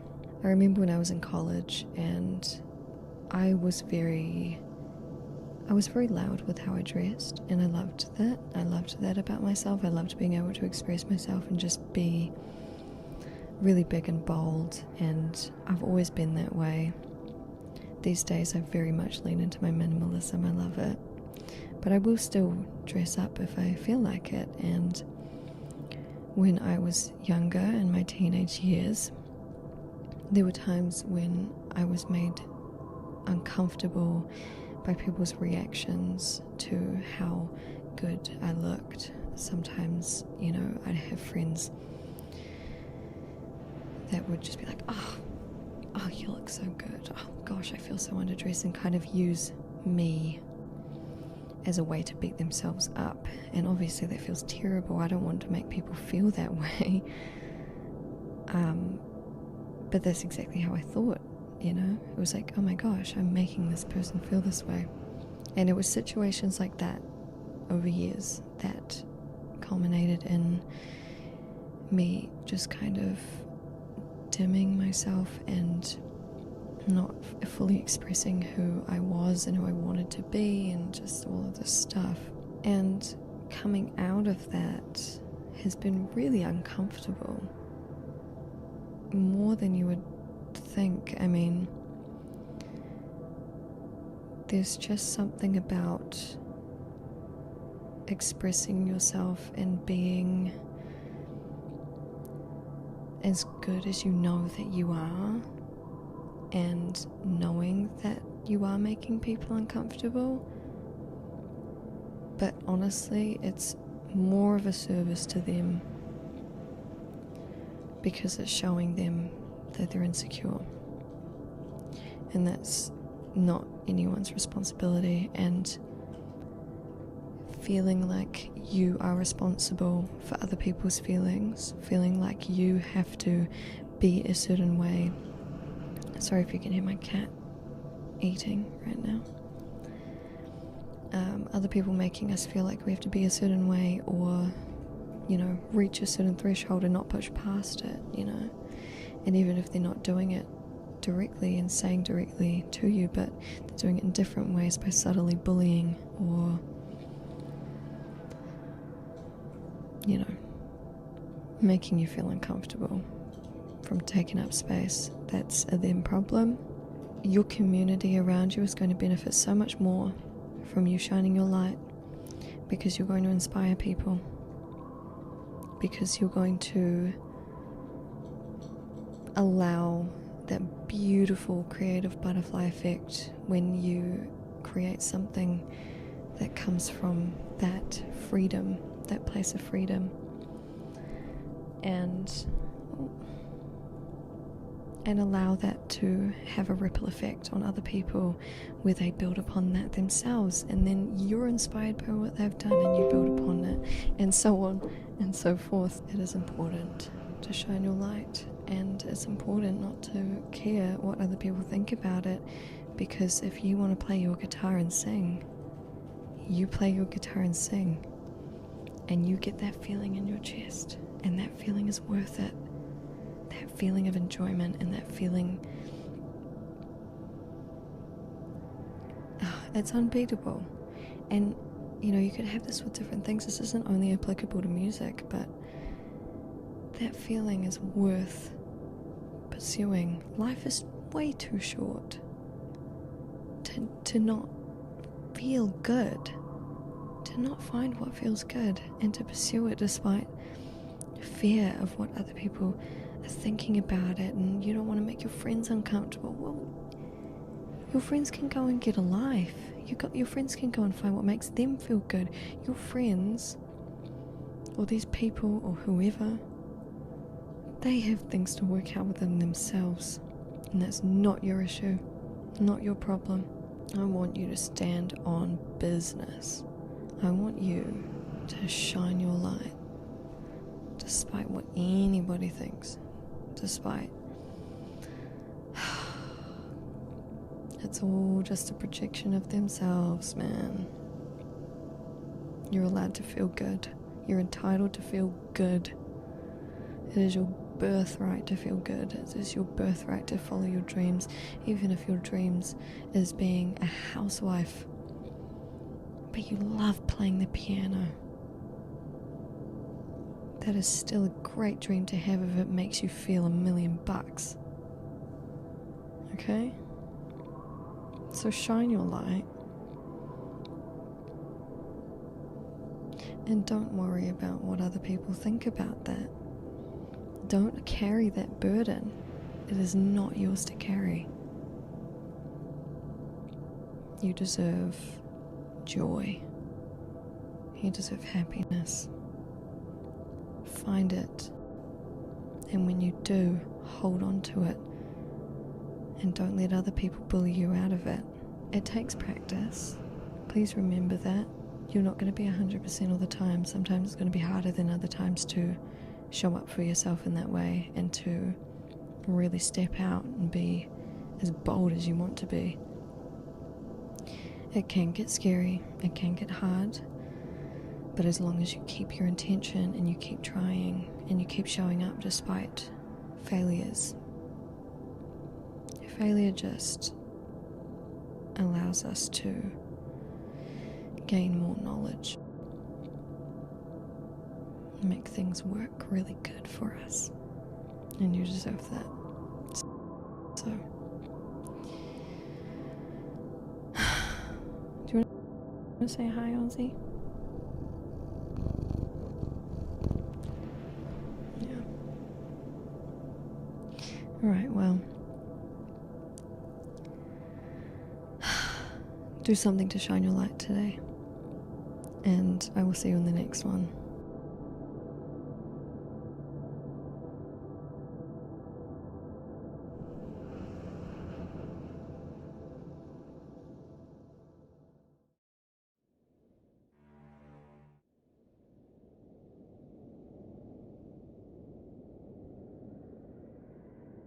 When we treat ourselves the way that we want to be treated, we raise the bar. We set a standard for other people in our lives. And me personally, you know, I've been mentoring other musicians. I'm obviously doing this YouTube channel. And something that really has been important for me personally is learning how to do that, to treat myself how I want to be treated. Because there's been a lot of times in my life where I've been treated much less than I deserved. I've been treated very poorly in my life, and I've also treated other people really poorly in my life. And today I am very respectful of myself. I want to take care of myself. I want to love myself. I want to give myself everything that I want, you know. I shower myself with that love, because when I do that for me, when I set that standard for me, that means that everybody around me has to meet that standard. And if nobody, or if somebody doesn't meet that standard, it will be really, really abundantly clear. So I used to be in a really toxic situationship, and my bar for how other people treated me was really, really low, because I didn't respect myself. I didn't think that I deserved respect. I didn't think I deserved love. So I kind of let other people treat me how they wanted to treat me, just so I could have access to them, so that I could feel seen. When I started to learn to love myself, and when I made that change and that decision, and I was like, actually, I don't want this anymore. I want to change my life and I want to be a better person. And I began raising that bar for myself. And the funny thing is that as that bar raised, clearer and clearer could I see the toxicity that I was allowing into my life. And it was ugly. It was ugly, let me tell you. And you know, when you kind of get out of a situation like that and you look back years later and you're like, how did I do that? How was I in that situation and didn't realize how bad it was for me? Well, imagine being in it and realizing that while you're involved, while it's still happening. It was a crazy, crazy experience, but so amazing because it allowed me to completely detach. I was at this point where I was taking the first steps into self-love and learning to respect myself. And as I was moving forward and as I was stepping more and more into that, I could see clearly the situation, and it disgusted me. It really disgusted me. And I was like, I can't do this anymore. I can't do it. And at that time, so by coincidence, there was another person that came into my life that was reflecting back to me this new aspect of myself that I was, this new bar that I was setting for myself, this standard that I was setting for myself. And we ended up in a relationship. And it was so crazy being somebody that never believed in love, never believed that it was possible to be loved. Taking those steps and moving towards self-love and self-respect and all of that, and having that reflected back to me, because when you set that bar, other people have to meet it, and when other people don't meet it, it's abundantly clear what is holding you back, what dead weight you have that you're carrying when it comes to people, situations, places. And it becomes a lot easier to put yourself first, because when I was younger, growing up, I put everybody else ahead of me. I put everybody else's needs and feelings and thoughts and everything before me. And this was a defense mechanism because I didn't want to acknowledge the depth of the pain that I had within me. And when I started to deal with that pain, I could see my surroundings more clearly. And it was one of those moments where I could have so easily just beaten myself even more down and be like, how could you? Haley, how could you do this? How could you let yourself be in this situation? But no, I didn't do that. I had grace for myself. I understood why I chose these things. And taking those steps into self-respect and self-love, it's so important to remember that compassion, because you can so easily just fall back into the self-hatred of, oh my gosh, you're terrible, you're nothing, you're whatever, because you chose this continuously. I can't believe that you did that. That doesn't help. It doesn't help. What helps is having compassion and being like, okay, I chose this toxic situation. I chose this toxic person because I didn't love myself, because I didn't have self-respect, because I didn't know what that looked like. I didn't know what it felt like to love. I didn't know what it felt like to be loved. And, a lot of the stuff stems from childhood. I never really go in depth on it because I don't need to spill all my personal details.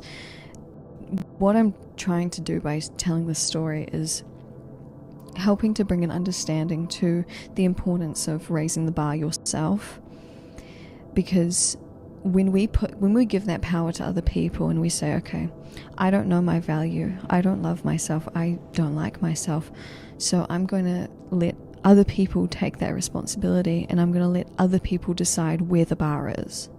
You know, somebody can come into my life and decide how much they want to respect me or love me. But when we take that power back and we say, well, actually, I'm going to set the bar right up here. And if you don't meet that, you can go. You can leave. Because I deserve this, and you want to offer me this. And when we do that, we take complete control of our life. We take complete control of the people in our life. We take complete control of what is brought to us, what we accept, what we involve ourselves in. And, you know, in the last year, I have had to do that quite a bit. Because even though I have such a new life compared to way back then, completely new people and all of that, I still run into people like this. I've ran into people multiple times already where they've kind of been like, hey, you want this low standard? Surely you want me enough to, you know, let me treat you like this? And I was like, no, because I'm in control. And I have my standard that I have set for me, and nobody else can change that except for me. And, you know, even if I end up with 2 friends, that's enough, and it can be enough. And, you know, you are so much more important than, you know, toxic people when you decide that you are, because you always have had the power to decide that you are more deserving of better things. And I understand that sometimes we can be in situations where we are unable to do that. Even if it's a process, it should be the goal. And no matter how long it takes, no matter how many years, you know, it's worth the journey. No matter how long it takes, it is worth the journey. Because for me, it took me 3 years-ish to be where I am today, where I can confidently say, like, I have my bar and I've already put into practice, you know, not allowing people to come towards me because of that bar, you know. And obviously, like, it's been a while, but it's 3 years of my life. And, you know, what's the average lifespan? 80, you know, like, it's not a big chunk of time. So I know that there's like a huge weight when it comes to time and how much time we have. And, you know, there's such a huge pressure to get things done young, you know, and I feel that pressure. But I also made a commitment that I knew that I would be safe along the way, because I couldn't fall back. Once I had made the decision to change, there was no going back. It was impossible. It's impossible for me to go back to the person that I used to be, because I have changed so much, fundamentally changed my brain and the way that it works. I can't go back. And that's just 3 years of my life. And I tell you what, it's been the most amazing 3 years of my entire life, because there's been so much involved in it. There's been so much growth, so much learning, so much skill building, which has made my life feel so rich and so full. So I want you to treat yourself how you want to be treated. I want you to raise that bar for yourself. And if you're in the process of doing that, keep going, because it's worth it. It's worth it. And, you know, I'm still in my early 20s, so for the rest of my life moving forward, I know that I will only allow quality people around me. Even if it takes me a while to kick somebody out of my life, I will do it, because I deserve better. And it's the most frustrating feeling in the world, you know, setting that bar and then coming into contact with people that still just like treat you like the bar's down here. But these people, that come into your life and try to treat you like the bar's here, they can go out the door. They can exit stage right and then never come back, because, you know, you are the most important part of this. And especially if you have a music career, or if you're in the industry, or if you're pursuing creativity, if you're putting yourself out there publicly, doing anything like that, working in a community with other people, do not ever lower your bar, because there are so many more people out there than the ones that treat you badly, and you have to give yourself a chance to find them. Sometimes people really don't deserve to be treated how we want to be treated, and that is a hard lesson that I've had to learn in my life. And obviously, like I said before, always treat people with respect and kindness. But if somebody is just being awful and toxic to you, and really just like dragged you down and just been awful, they don't deserve your love and they don't deserve your kindness. And that's why I would say, like, treating yourself how you want to be treated is so important. Arguably in these situations, in fact, no, definitely in these situations, it is more important to treat yourself how you want to be treated, because some people just do not deserve your love and your kindness. And isn't it just the worst thing when we see somebody that has so much potential and they just let themselves be treated so badly? It hurts so much. And you know, I've had friends that have watched me be that, and I've watched friends be that, and it's the most difficult thing, because it's like you want to control them. You want to say, please leave this person, please leave this situation, but nothing can be done. It's up to that person. It's up to you. It was up to me to change and to make that choice and to commit to it and make the necessary adjustments and decisions that would ultimately make me happier, and surround myself with people that genuinely love me, that genuinely support me, and that meet that standard. Because, you know, like I say, life is way too short to be wasting time on people that really just don't deserve us. So I really hope that this video has helped you. I hope that you remember something from this, and I hope that you carry it with you in your heart.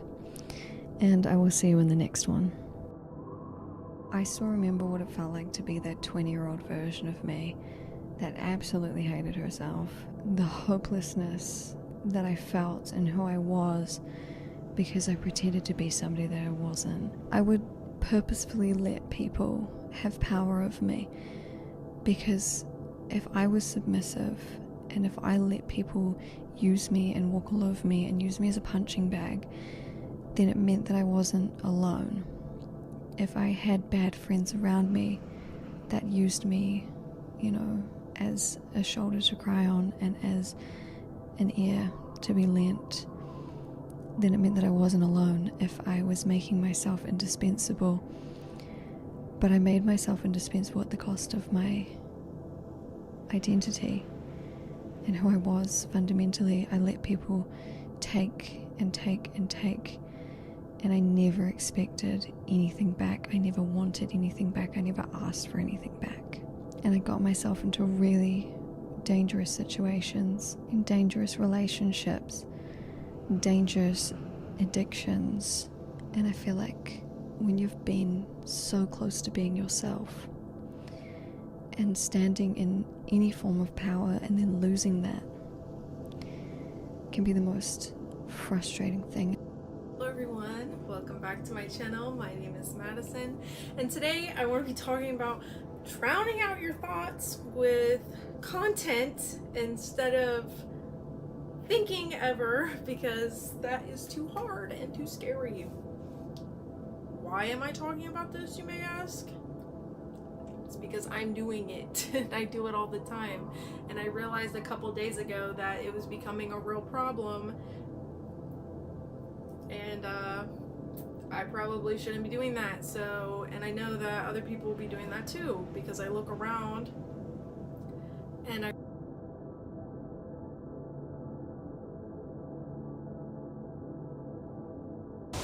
You've got the weight of the world on your shoulders right now, haven't you? So let's try and take some of that weight off.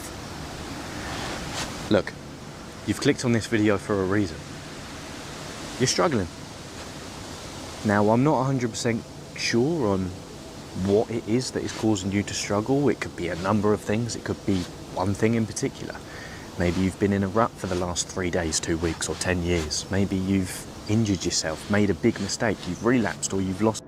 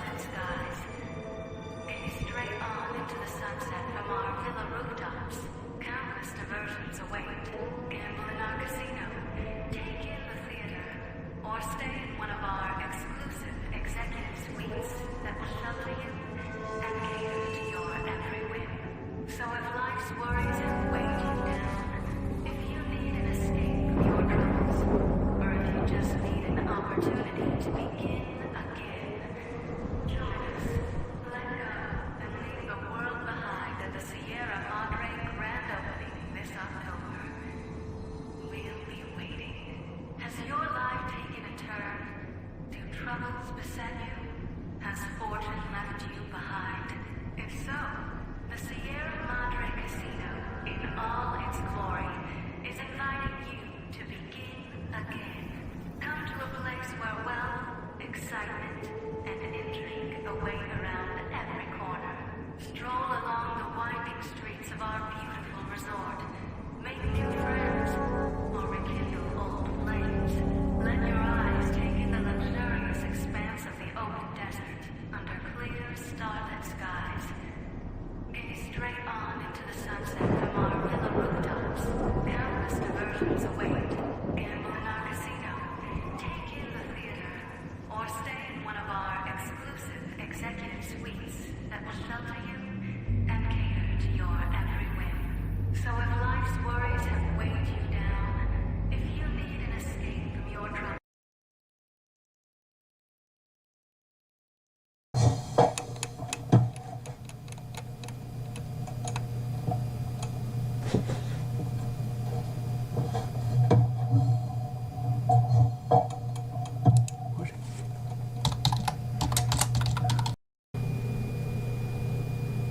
What the fuck?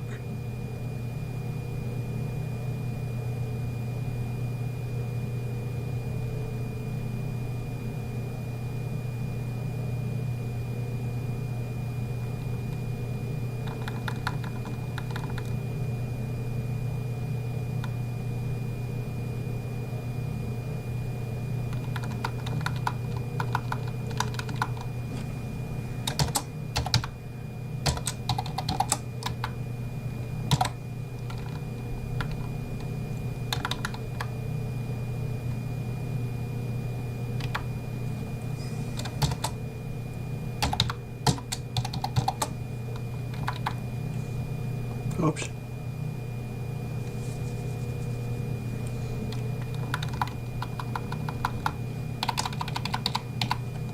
We're reading. Destination 2. Destination 2 is VGA cache.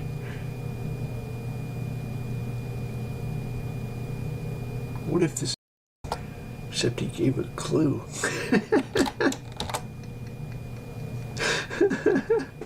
Son of a bitch.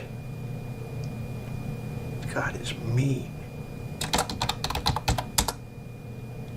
That is one mean Mr. God.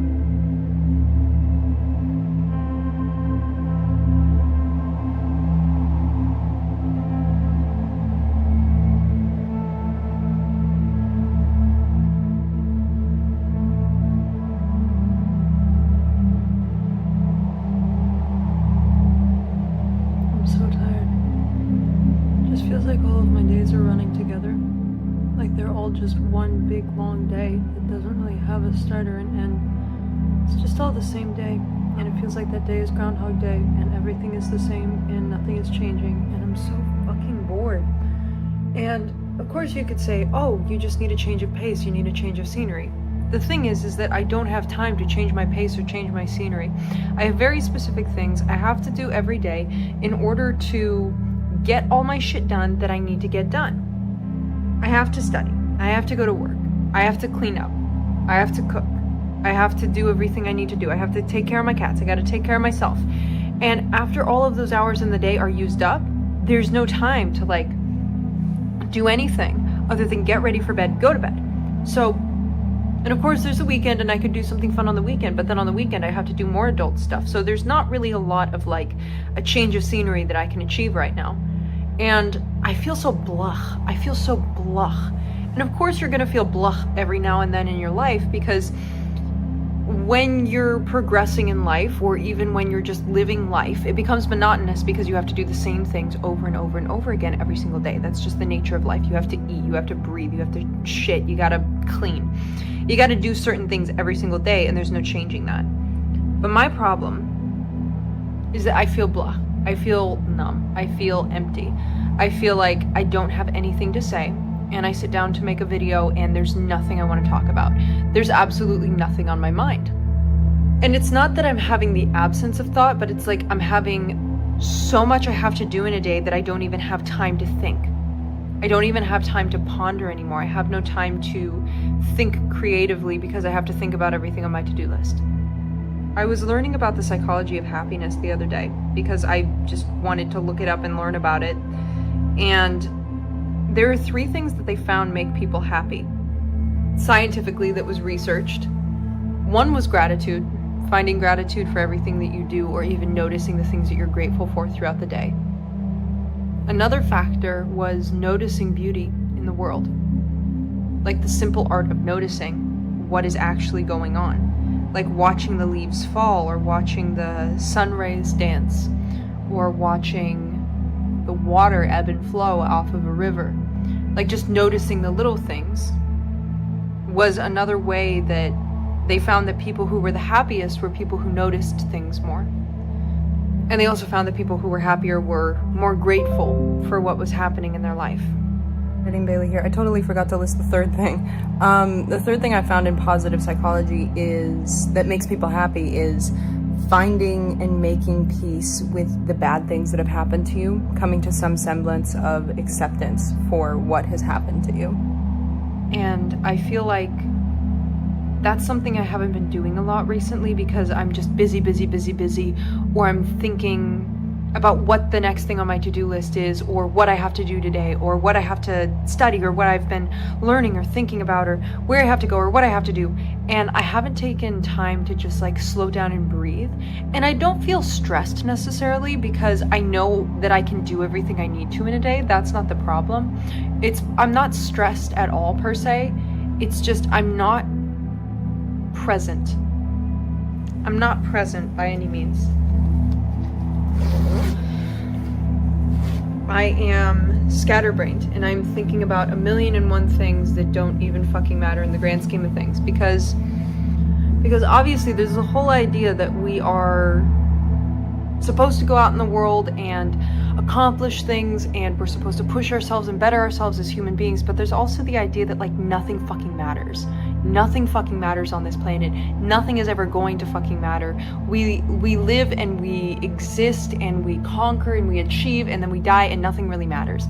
At the end of the day, just do what makes you happy and figure out a way to survive. That's the best way to live life. I'm someone who, fortunately and unfortunately, gains a lot of happiness and a lot of inner peace through the art of achievement. Some people don't. I do. I'm someone who really likes pushing myself, who likes to reach beyond the depths of who I am, who likes to push harder and further. And that brings me enjoyment on my time on this earth. That brings me peace existing here on this earth. And I gotta remind myself that even as hard as I'm pushing and hustling, there is still time to sit down and stare at a ladybug for a little bit. There is still time to notice the leaves falling off the trees, especially in autumn. There is time to sit down and pet my kitty cats and give them a little extra love and a little extra snuggles. There's time to go to the store or go to the thrift shop and just mull around and have some fun. And the simple art of noticing beauty is a lost art. It's something that the poets do. It's something that the writers do. It's something that the artists do. It's just seeing how much beauty, how much inspiration you can draw from the tiniest little thing. And let me give you a good example, because I used to be someone who was fiercely conscious of all the beauty of the world.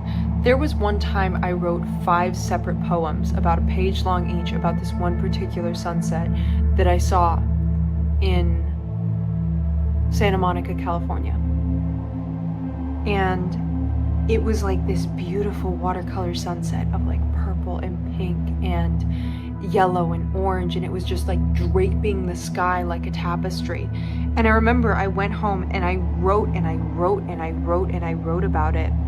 And I wrote just about it. I wrote poetry about it. I kept gushing about the beauty of this one particular Santa Monica sunset. And now I can't remember the last time I even looked at the sky. And so I did today. I was at work and I looked out through the window and I just looked at the sky for a little bit. I just looked at it and I could tell that there was going to be a rainstorm, or at least it looked like there was going to be a rainstorm because the clouds were a little bit denser and bluer and darker. And then there wasn't a rainstorm, so I guess I predicted wrong, but I stood and I noticed the sky for a moment. I didn't think about it. I didn't go home and write poetry about it, but I sat there and I noticed it for a fucking moment. And I'm like, you know what? I think it's as important to notice every single ounce of beauty in the world as it is to get straight A's on your homework. I think it's as important to notice a ladybug perched on the side of your house as it is to get a raise or a bonus at work. You know what I mean? Like, the happiest people in the universe are those who do not take any ounce of beauty that they have the great fortune and privilege of witnessing to go to waste.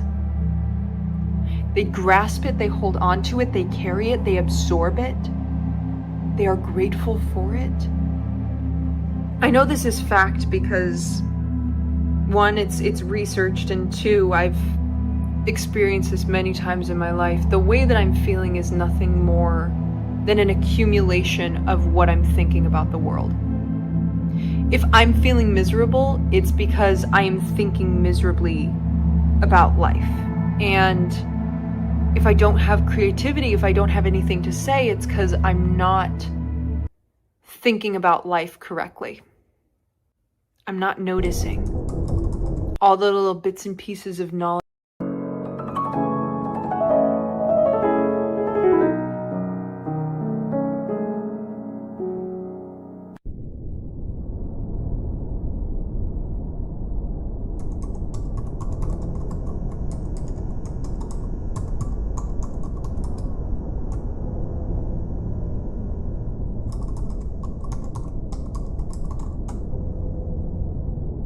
Step 1. Identify the target and its flaws.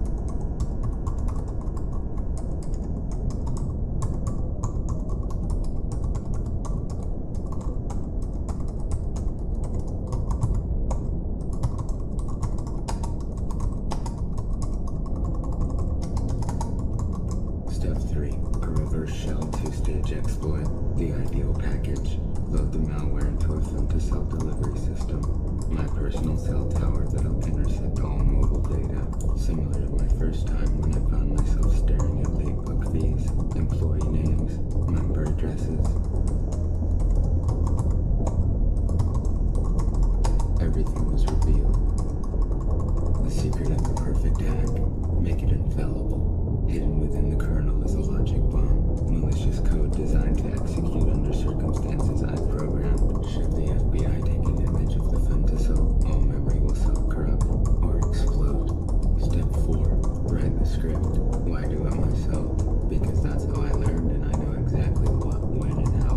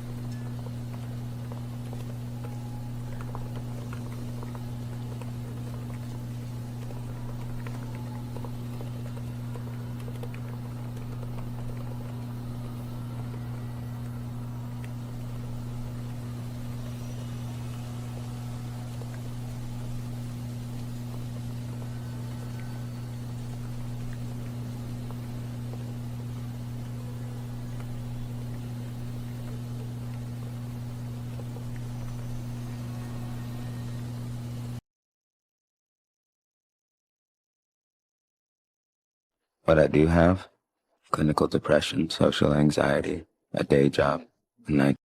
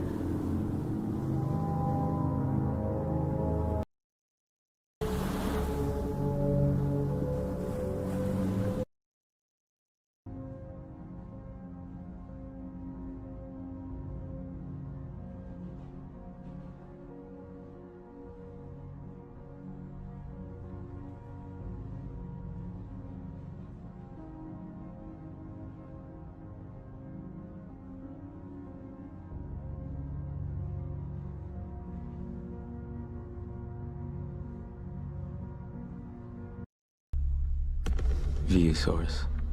What if we have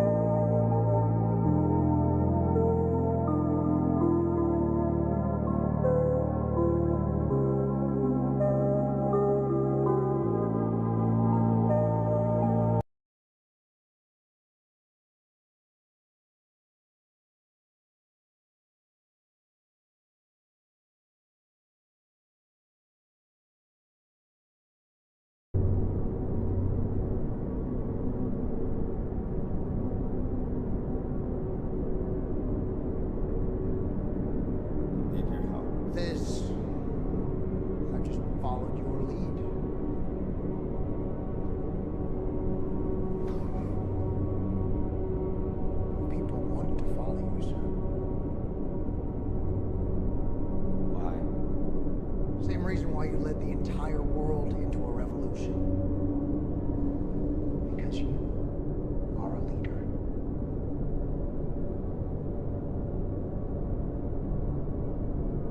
I don't